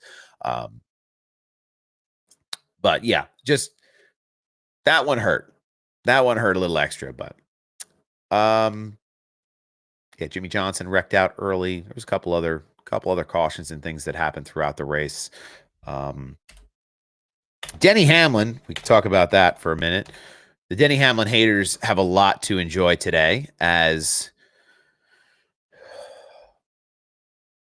Fueler couldn't get the second can in. That's why he was able to get off pit road so good on that final caution, final pit road cycle. Oh, the words are hard, man. They just weren't able to get it in. It's dumping all over the pit stall. It just all over the side of the car, and they end up coming about 15 laps short. It's unfortunate. That car had a lot of speed tonight or Sunday night. I had Denny Hamlin on the card to win this race, so double sting for me. Yeah, Spire's relationship with Hendrick is one that matters, as they are kind of like a development team for HMS to a certain degree. That's why we always hear those rumors of Justin Haley going to the 48 or filling a seat at Hendrick down the road. I wonder what will happen with Corey Day. I feel like Chevy has a pretty thick pipeline right now for drivers as well. But there were some drivers who had good races. I know the 4 team, after not looking super hot, ended up with a good finish. AJ Allmendinger. Talk about AJ Allmendinger for a minute. Absolutely incredible drive for AJ Allmendinger. He finishes 4th. Right? Okay, so AJ Allmendinger finishes in 4th place. He moves up in the points. Where is he? Hold on, I'm going to find him. Stop. I'm going to find him. AJ Allmendinger is now 17th in points. He moved up like 11 spots in the points this week. That's crazy. Crazy for that team and for AJ to be able to do that, given some of the struggles with what they've had in the past. Yeah, the finishing order here: Ross Chastain, William Byron, Chase Briscoe. After starting on the pole, he looked like he was disappearing forever in that 19 car. They were at the back. Ends up driving it back up, finishing 3rd. AJ Allmendinger in 4th. Brad Kay with a surprise top 5. This car slowly gotten better week over week over week. Some really bad luck for that 5 team or that 6 team over the last couple of weeks. So it's nice to see him. It's a breath of fresh air to see the 6 back up toward the front, to see BK smiling on pit road after a hard fought race. Happy to see that for them. Chase Elliott finished 6th. He had some great speed early, but it seemed like the long run it petered out. and he wasn't really able to ever catch back up to guys with stronger equipment like Denny Hamlin. Michael McDowell with the P7, Christopher Bell, 8th place. Ryan Preece, again, another RFK car, another Ford car. Ryan Preece has really shown people this year that he has the chops to do this at the Cup level. He's in good equipment, finally. He's able to be competitive in this equipment, and he's not just he's a short track guy from the Northeast, runs modifieds. He's able to kind of be well-rounded this year. So really great showing for him, a P9 finish. Noah Gragson in 10th. He fought for that one all day. That was a good finish for Gragson, that 4 team at FRM. Just another team that I remember when FRM was a field filler, front row motorsports, like, haha, that's so funny. They're never on the front row. Now they're the real deal. So great to see that team progress from what they were to what they are now. And drivers like Gragson. Gragson was hanging out with Burt Kreischer before the race. Both of them running around the infield with their shirts off on golf carts. And it just again, Gragson and Hocevar are the guys to watch in terms of what they're doing on social, what they're doing on pit road. Big personalities, big young personalities in the sport that will help kind of move the needle for young fans and new fans as they get interested in NASCAR. Ricky Stenhouse finished 11th. Josh Berry finished 12th. Eric Jones 13th. Shane Van Gisbergen finished 14th. I felt like this was a good race for Shane. Kind of a quiet day for him, but just methodical. Just clicking off laps, chipping away, making the car better, understanding the racing on these ovals better in the Cup car. I feel like the Coke 6 is a great opportunity for drivers like him to really pick up things that they wouldn't at other races because the race is so long. So great run for him. 14th place finish. Kyle Busch rounds out the top 15. Had the fastest, or no, that's Denny Hamlin. Kyle Busch rounds out the top 15. This guy can't buy any luck right now. He's one I had penciled in to win this race. I think he, RCR sets up a good car, but they just didn't seem to have it at Charlotte this weekend. After some really strong showings from them recently, they've had good speed recently, but just not translating into finishing position right now. Denny Hamlin, fastest lap of the night, ended up finishing 16th because of that pit road faux pas, not getting all the fuel in that they needed. Ends up in 16th place. Coke 600 is the actual best race of the year. Can't change my mind. So there was a clip of me talking about how the Coke 6 might be better than the Daytona 500. I think the Coke 6 is better than the Daytona 500 in terms of racing product, not spectacle, but racing product. This is the better of the two events. This is one of the best events of the year on the calendar. Just a barn burner this year. I don't think especially with the broadcast and it being Memorial Day weekend, you talk about Daytona being like the great American race. This is right there. We are getting close to, that type of spectacle happening at the Coke 600.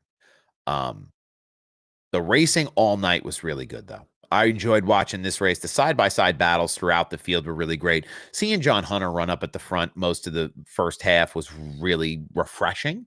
There were a lot of drivers who we saw, kind of be in the mix for a while.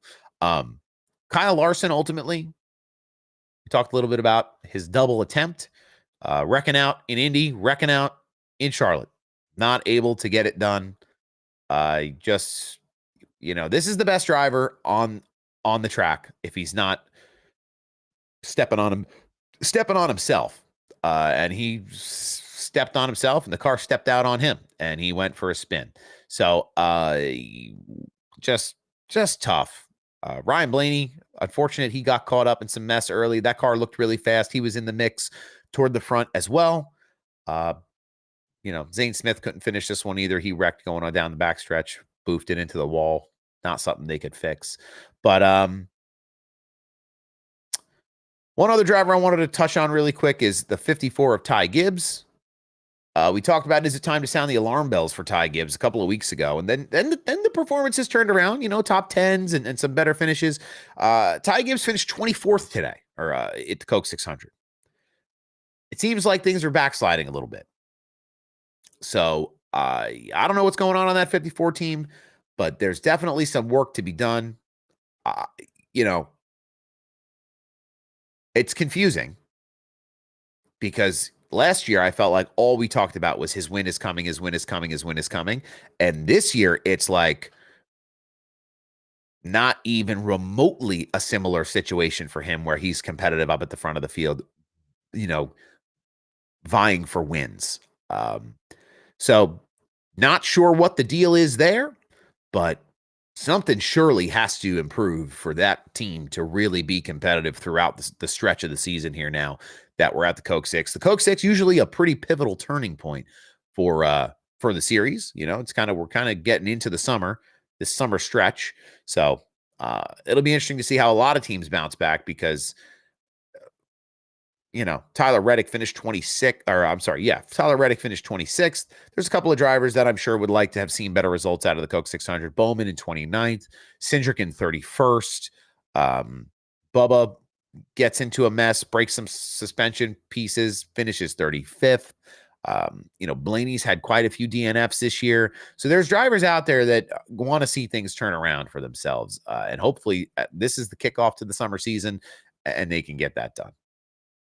I think the atmosphere in and around the 600 is better. An American weekend for an American sport. I thought Ty was going to win in his first season, but it seems like he's missed the boat now. Yeah, something has changed, but I don't know. I don't know if anybody else has signed up for the NASCAR Fan Council. That's been a fun kind of exercise to see them send out these polls. They had a lot of questions on the Fan Council this week about how patriotic do you feel the Coke 600 is, and how do you connect brands to their support of the salute to service, the NASCAR salutes? I mean, works on me because I've got the piece. Where's my finger? Right there. I've got it up behind me. Truex's Coke 600 car from a few years ago. But a lot of questions about if there should be more, if there should be less, if it's well balanced, if you felt as a fan like you're more likely to support brands that support NASCAR salutes programs. So, it's good that they're taking feedback on this stuff. I mean, I think they had a great weekend. I think the NASCAR salutes is a great program. I think it makes a lot of sense to do it. I think it's perfectly balanced.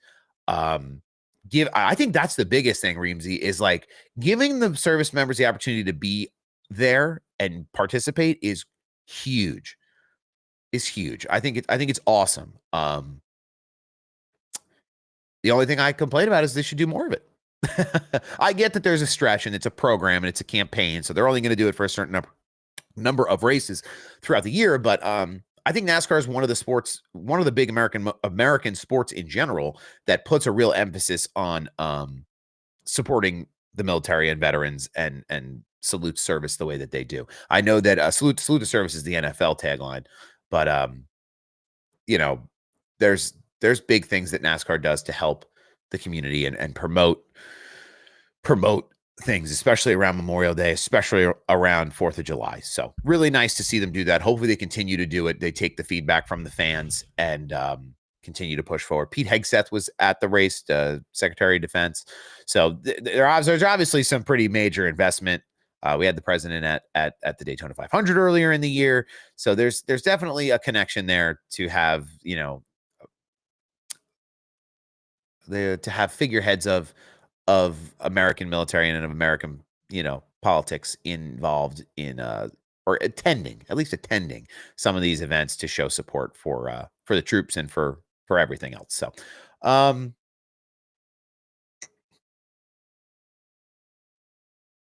yeah, I did. I thought Indy did a good job too. The Blackhawks and stuff, they don't have like a tagline like campaign around it, but they very much so. I mean, I don't know if you've all seen too, the logo for next year's Indy 500 is like an homage to America's 200. What are we? Hold on. I want to make sure. Hold on.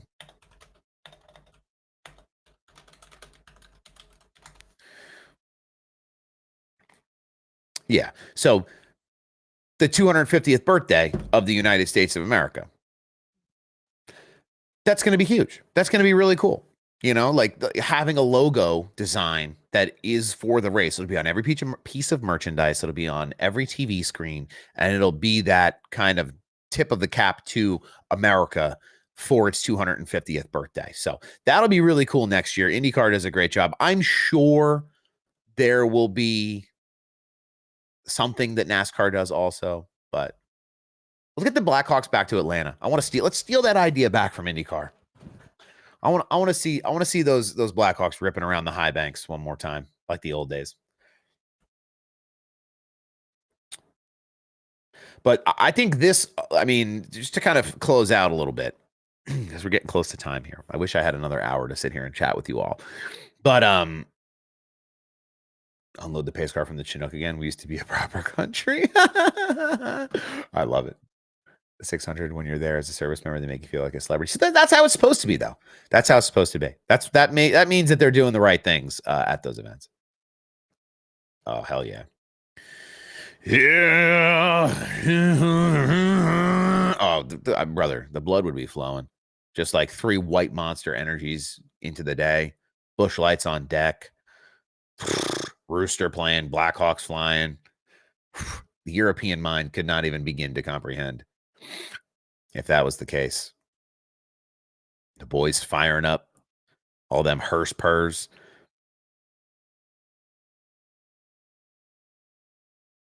I love that Ross won this race. I'm a Byron fan, like a little bit, but I'm a fan of good racing first, and I love that Ross won this race. Him being able to smash that watermelon at the Coke 600 is awesome.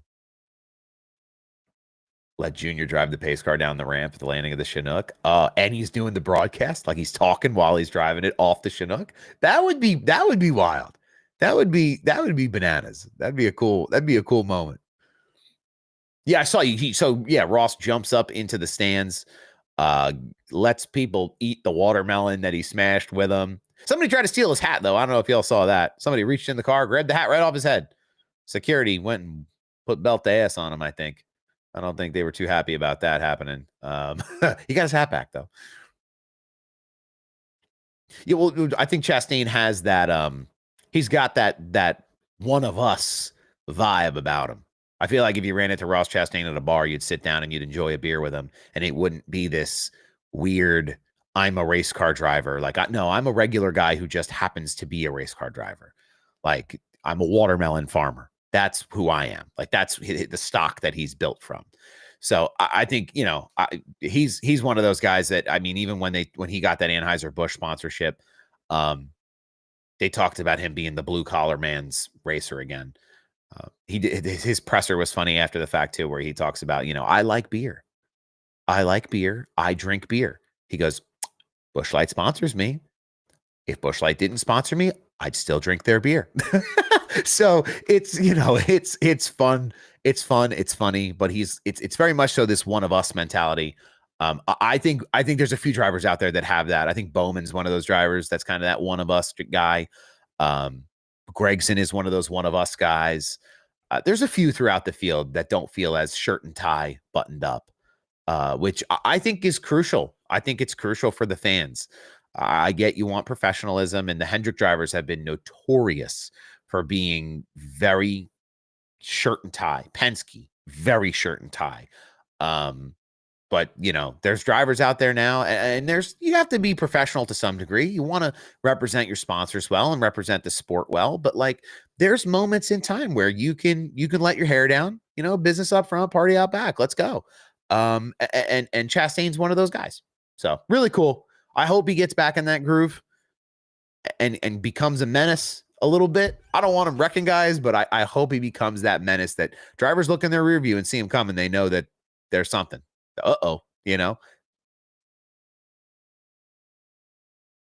Yeah, it was like the first time in 40 years a driver has gone from last to first. Yeah, Blaney's one of those guys who lets his hair down, especially with the stuff on Netflix and just the YRB stuff.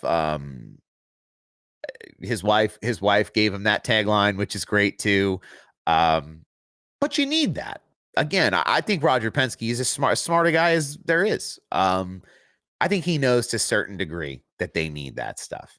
Like even what you saw out of the IndyCar team, Penske this year with Joseph Newgarden doing those ads for Fox with Brady and was born to race, and it's there's some visuals in that ad that are fun and funny, and you know it you could see that they let their hair down once in a while.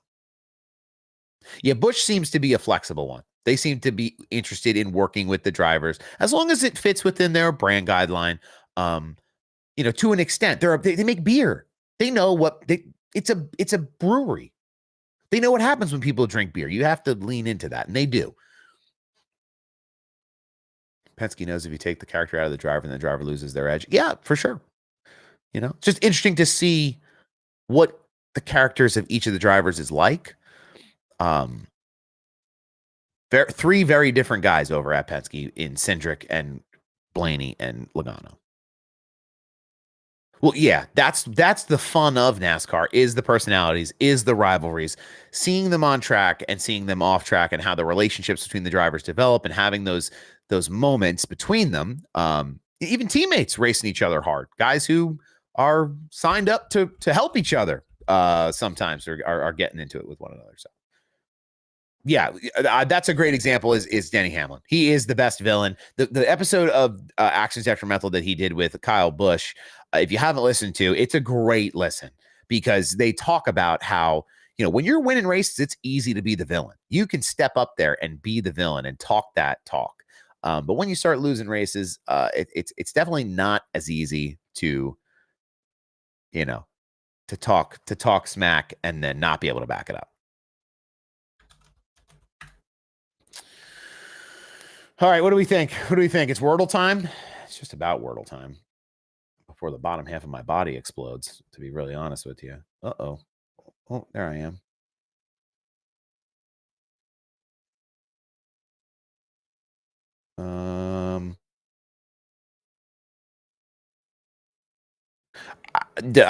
We kind of touched on it earlier.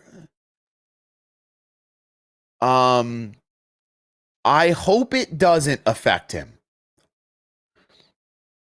but I would not say with certainty that it won't affect him a little bit. I think Cindric being, hold on, I got to move this tab. Okay. I think it's just tough. It's one of these deals that's really tough. I think Cindric's going to have to win more races. I think he's going to have to prove he deserves to be there on his merits, which he's already kind of had to do, like all in general anyway. So, I don't think it's going to I don't think you're going to get an article or a rumor that he's gone tomorrow. I don't think that's going to be the case. But if I'm Austin Cindric, I'm working a little harder. I'm working toward relationships a little differently. So today's word is very fitting for the weekend we had. Oh boy. Okay. No spoilers. Don't spoil it until we get to the very end if I can't finish it. I don't think Penske wanted to fire Tim Cindric. Several sources said it was external pressure. They had to do something. They had to do something to make the problem go away, because the bigger problem is, they took some of the heat off themselves by letting those guys go, because the next conversation that was going to happen if they didn't take action was, well, Penske owns the series, and Penske owns the track, and Penske owns the team. And, they don't want that conversation bubbling up, because then they have to talk about, okay, how do we divest? There's so much public pressure. Could they have divested from the series, financially? And they'd rather see a couple guys cut loose. I mean, you know what? It wouldn't totally surprise me if those guys were back in some capacity down the road. Oh, we're hiring new consultants to be a part of our outside research team to help the teams get better. What do you think? They can't go out and open LLCs together and get hired under business names and still be involved? Like, to me, that's where I think, like, some of the audience, I'm not talking to anybody here, but like some of the audience can be a little naive sometimes. Some of the media can be a little naive, where they're making a really big deal out of this. Like they banish them to the nether realm. Like, these are guys who could be back involved in different capacities at Penske in the future, just under new umbrellas. So something to think about. I don't think that's going to happen like tomorrow, but Cindric is easier to let go now, but he's fine for a while. Yeah, it's going to be something. I don't think it's going to be like they were going to walk in Tuesday morning and tell him to kick rocks. I think they're going to let him run his contract, see how he performs. If he's a good performer, they'll keep him in the car. If they're not seeing the performance out of him that they want, it'll be like previous years where they've talked about maybe he's going to end up losing that ride. So we'll see.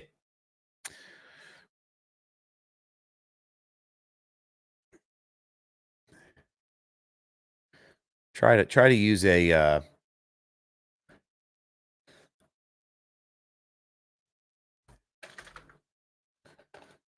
could be a deal where maybe some of the former execs end up shuffling over to different areas in the sport like that. It's a small world when you get to that level. It's a very, very, very small world.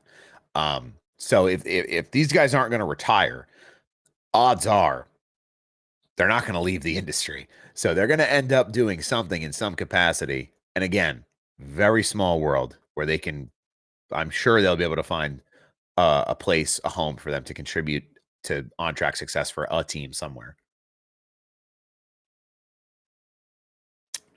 Yeah, we've talked a lot about Suarez. Definitely on the hot seat. For sure. Definitely on the hot seat. All right, so Reamsy said, the word today is fitting for the weekend we have.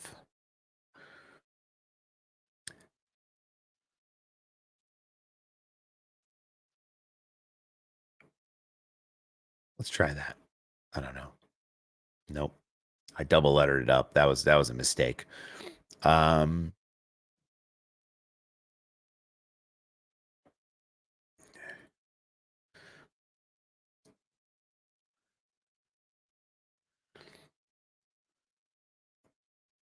I've said the word a few times this week. I say a lot of words on the stream. I do a lot of big talking when I'm on the stream.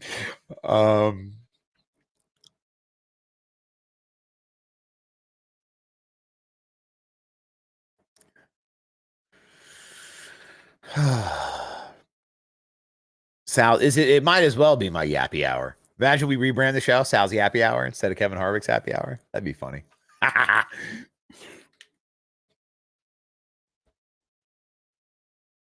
Sal's Yappy Hour. You have like a little dog icon. There's AI can make me a dog and it'll be the Yappy Hour. Instead of a puppuccino, I'll have a Busch Light.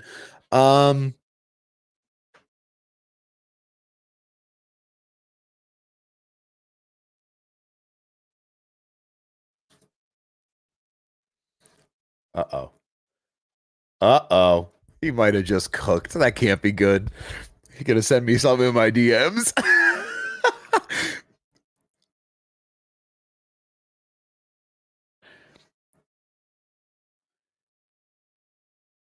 T at the end kind of messed me up. I'm gonna be honest with you.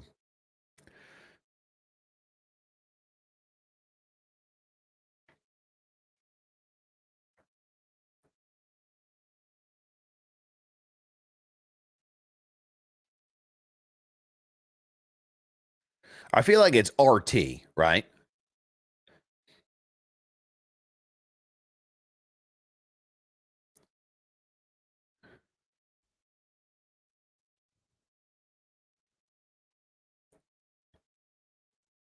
How dumb. How dumb.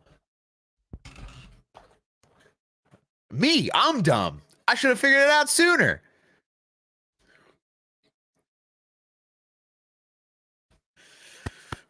Cheers to me. +1 for Sal in the Wordle. Finally. It's been a while.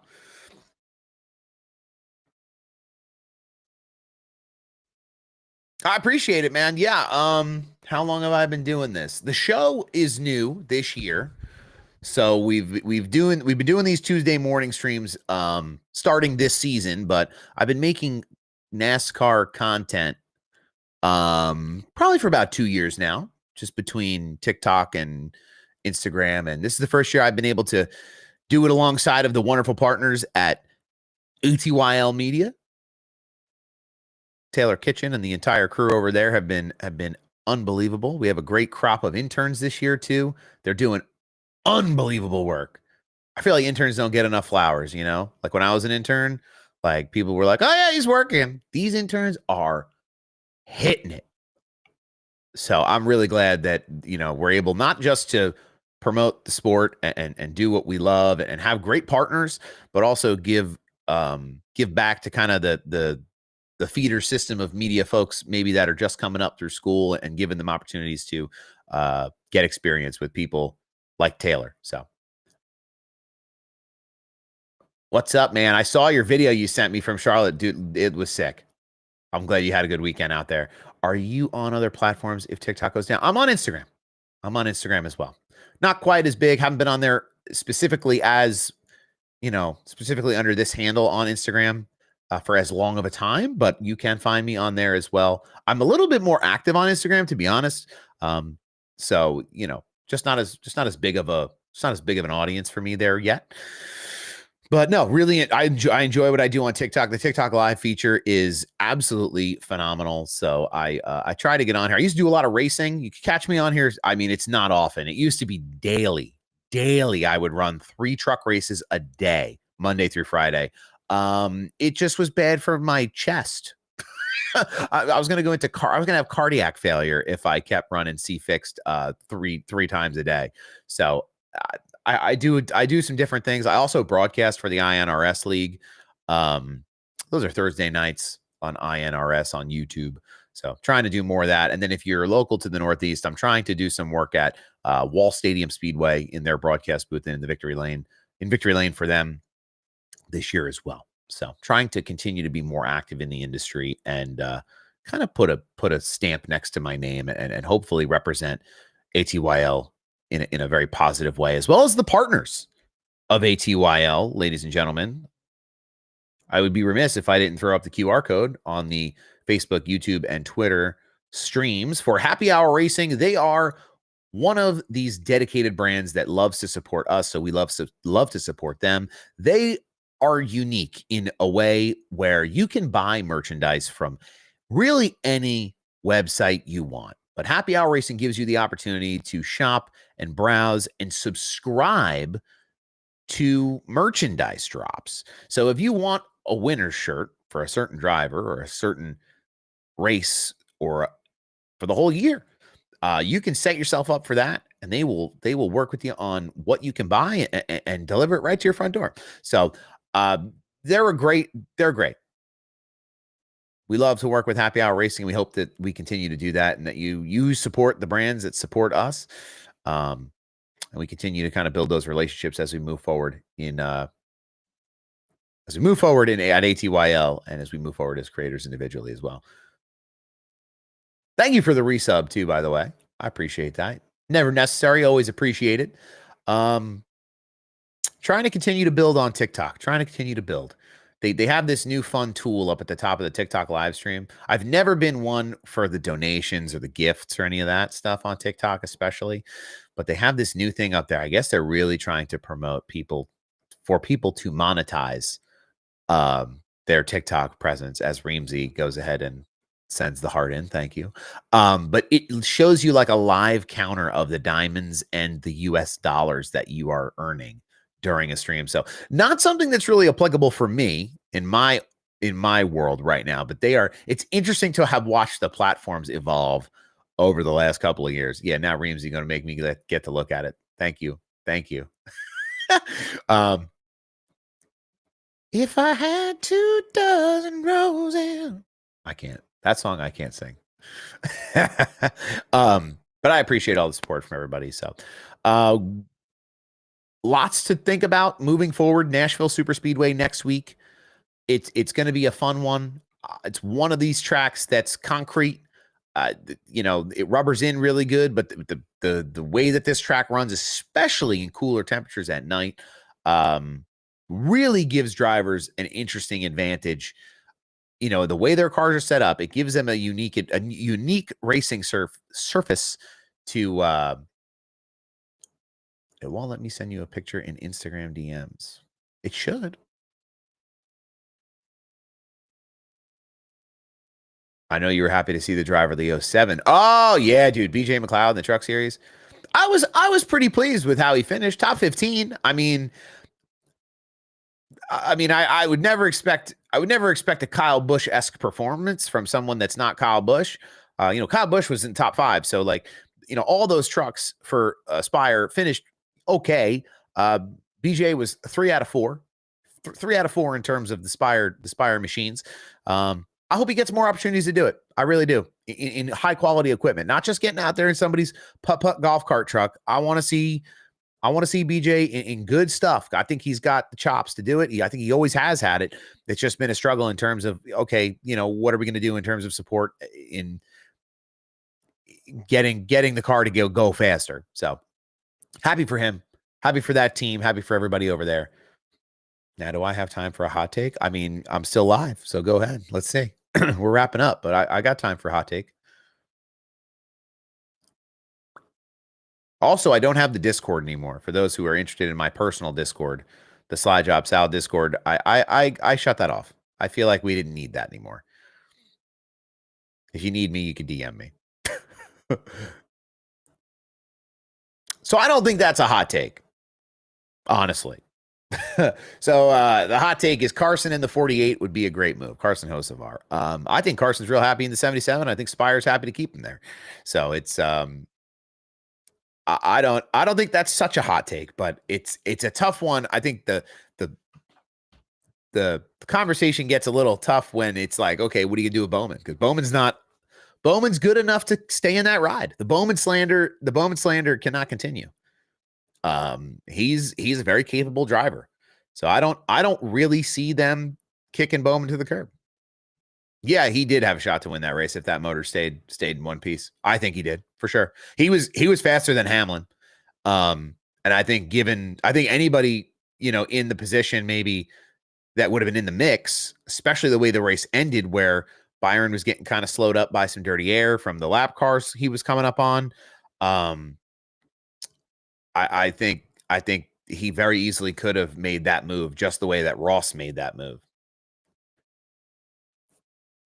I think you're going to see Austin Hill move up to the 3, to be really honest with you. I think the RCR pipeline stays the same. As long as Austin Hill sponsors will continue to support him at the Cup level. He's obviously running a few Cup races. Even Jesse Love, they've run him in a few Cup races. I think they have a pipeline for the future of what they want. I'd be really surprised to see Bowman move over to RCR, but you never know. You never know. Heim, we did talk a little bit about Heim moving up. I think he's going to run a full year in Xfinity first. That makes the most sense in terms of how we've seen other drivers develop as well. And then ultimately I would be surprised if he didn't end up at 2311 or that if, or he'll stay with Toyota in some capacity. Whether that's 2311, whether that's JGR, it'll be interesting to see kind of how it all plays out. But I think you definitely see him continue his progression through the rank before he ends up coming to the Cup Series, not next year, but the year after. So we have a lot to look forward to, though, if we have those names in the Xfinity Series. We talked about it a little earlier. It's just what a season it would be to have such young talent at the Xfinity level in those cars running the tracks that they run. I mean, especially like places like Rockingham, new drivers, old school tracks. It'd be fun. It'd be fun to see. So how about John Hunter's performance? Was running really good. We talked about that one. John Hunter really was blowing him out of the water there at the beginning. The first half of that race, he seemed hyper competitive. I was shocked to have seen him qualify up there in the top, top 4 or 5. And then he hung around. It wasn't like he got ate up through that race. It was kind of a tough second half for him.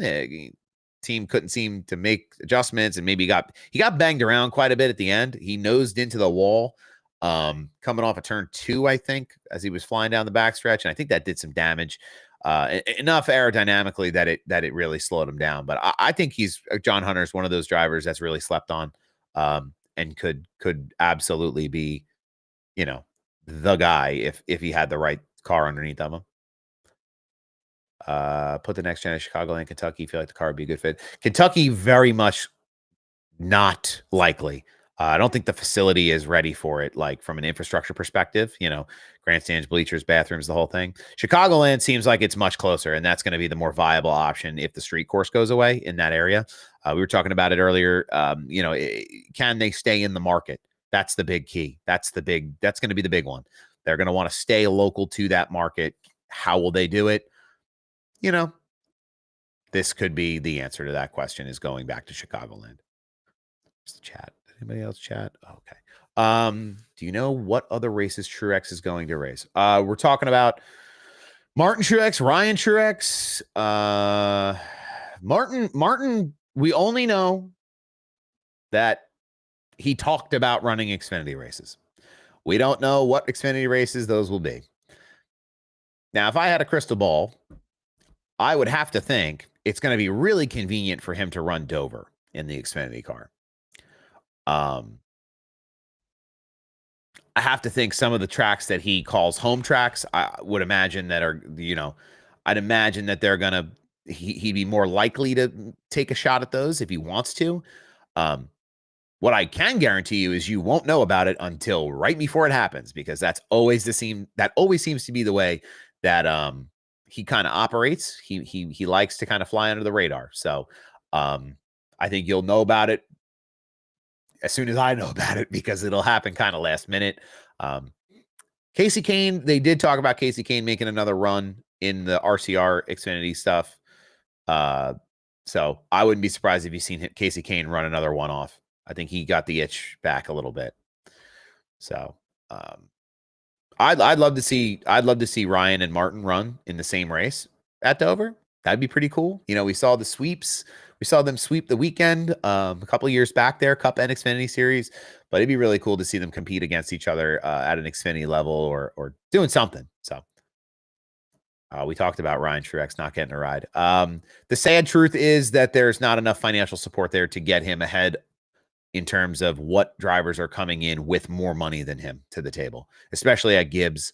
The Gibbs Xfinity program has recently, they haven't been particularly shy about the fact that it's money over talent, and that there's some drivers that come with big sponsors attached.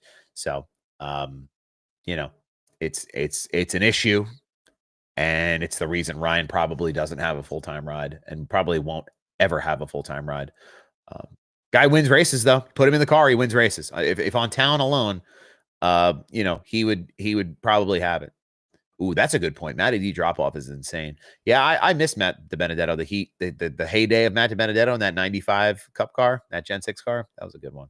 I miss those times.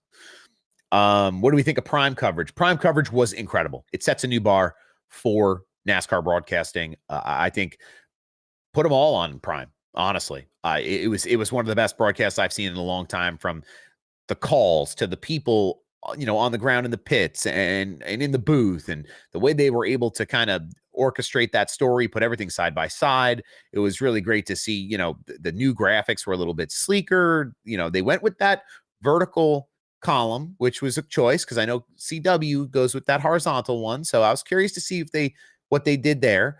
But no, and even at the end of the race, 65 laps uninterrupted, no commercials like that. Like, I'll pay for it. I'll pay for Prime if that's what we're getting. So I thought it was really good. You think Ryan Truex is as good as Christopher Bell? I think that is a hot take. I think Christopher Bell I just think Christopher Bell has more experience in different disciplines. And that's what makes him a championship 4 Cup driver. But it just depends on what you want to run and what you want to spend money on. I don't know what Ryan Truex is doing in the racing world right now outside of the handful of Xfinity races that he's run in the past few years. Maybe if there was an opportunity for him to run sprint cars or modifieds or something, that'd be cool to see him do. I hear he's really nice. He's got a Lambo. I see his post on Instagram. He likes my comments, so he seems like good people. Italians got to stick together. You know what I mean? We do like CW. We like CW for sure. Yeah, we like CW. We don't want to get it twisted. We like Prime. We like Prime and CW this year so far. Fox, they dropped the ball a little bit in comparison now. It's like night and day. CW has done a great job too. It's just going to be tough for people to actually get the races on their TVs. I think that's going to be the toughest part. We talked about that a little bit. Is some of this older guard, some of these older generation of fans, they don't want to know nothing about it. They're still using rabbit ears and ET phone home to get NASCAR on their TV every Sunday, and they're not quite technologically up to date enough to get Prime. But you know, something. Matt, I can tell you with certainty that there will be a strong Truex presence this year at Wall Stadium. I called a race there last week, hoping to do some more work at Wall Stadium Speedway this year. But there will be Tyler's back in the car after having some medical issues that kept him out for almost a year. He had a great run last Saturday night in the Wall Stadium Modified Series. I think he finished third, but it had been a long time since we've seen him back in a modified, and to be able to come back and do what he did was really awesome to see. There's a schedule out, so I'm not spilling any beans, but there is a Martin Truex Sr. Memorial Race happening at Wall Stadium this year in September. So if you're a Martin Truex Jr. fan, keep your eyes peeled. That'll be the time, at least at a local level, you'll see him again and see what happens. There you go. Finished second. Qualified fifth, finished second. I should know that. I was standing there. I had some old folks mad on Facebook about Prime. Well, of course. Yeah, man. Videos look good. They're, it's cool that you get to live those experiences and be at the track. That's what it's all about in the end. But yeah, hopefully some more short track action from Slide Job Sal here in the next few months as we get through the summer. I don't know what that will look like, but hopefully we'll get more involved and kind of keep chipping away at the old block and make some progress. Yeah, I don't think anybody's going to trust me to get in a car. I'd love to get in a Legends car. I look around at Legends cars once in a while. They're very expensive, and I don't have any money. I was actually just looking at drift cars. I felt like that maybe was a more cost-effective way to really get into motorsports, but it's not. I have a Miata, which I wanted to build for like not time attack, but like SCCA events, like autocross. But that's very expensive also.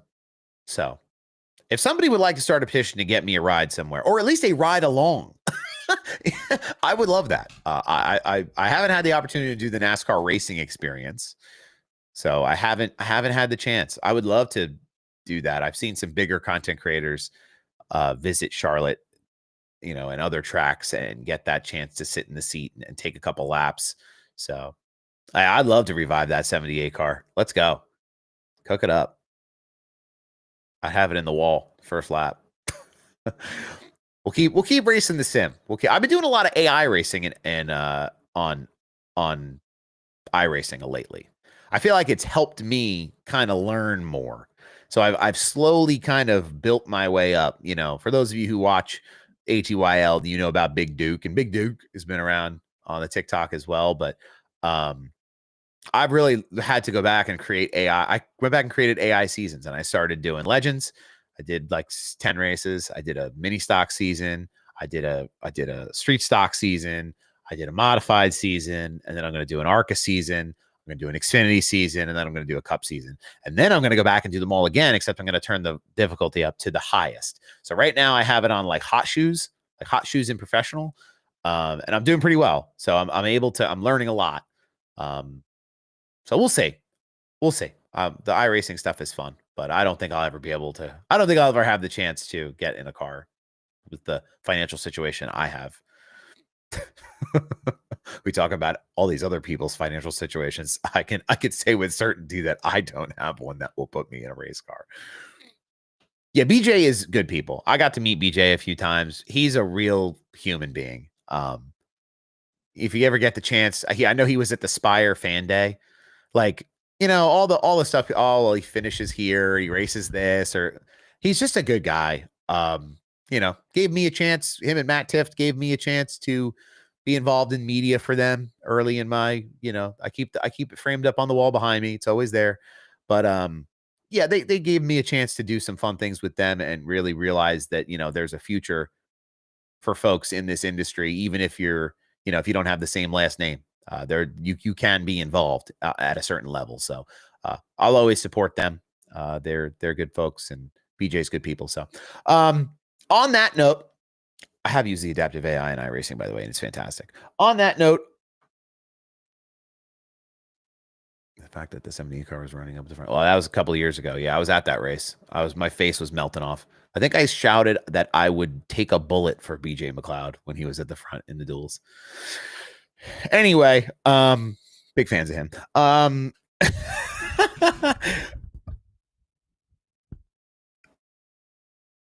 Yeah, I would love to get behind the wheel of something. I don't even think I've had the chance to go to a track day. Yeah, I did. I drank all of the. Well, you know what got me bad was the there's a distillery in Daytona Beach, and they have these like $2 Mai Tai punches, these rum punches. That was what 11 of those is what did it to me. So, wouldn't recommend that before the duels if that's your experience going out of Daytona. I'd love to get the Miata set up to do something, but I feel like this poor thing has got 163,000 miles on it. It's just going to explode going through turn one. But I have New Jersey Motorsports Park right down here by me. I'd be curious to run the car. It's not set up. Like, it has a roll bar. I don't have a helmet. I don't know if I have all the proper safety equipment. I'd love to just go to a track day, even if they were paced laps. That they do like paced ones where you can't exceed a certain speed. I mean, it's a Miata. How fast can it go? New Jersey Motorsports Park is in iRacing. Yes, it is. I can train with the MX-5 Cup car and then be great when I get on there.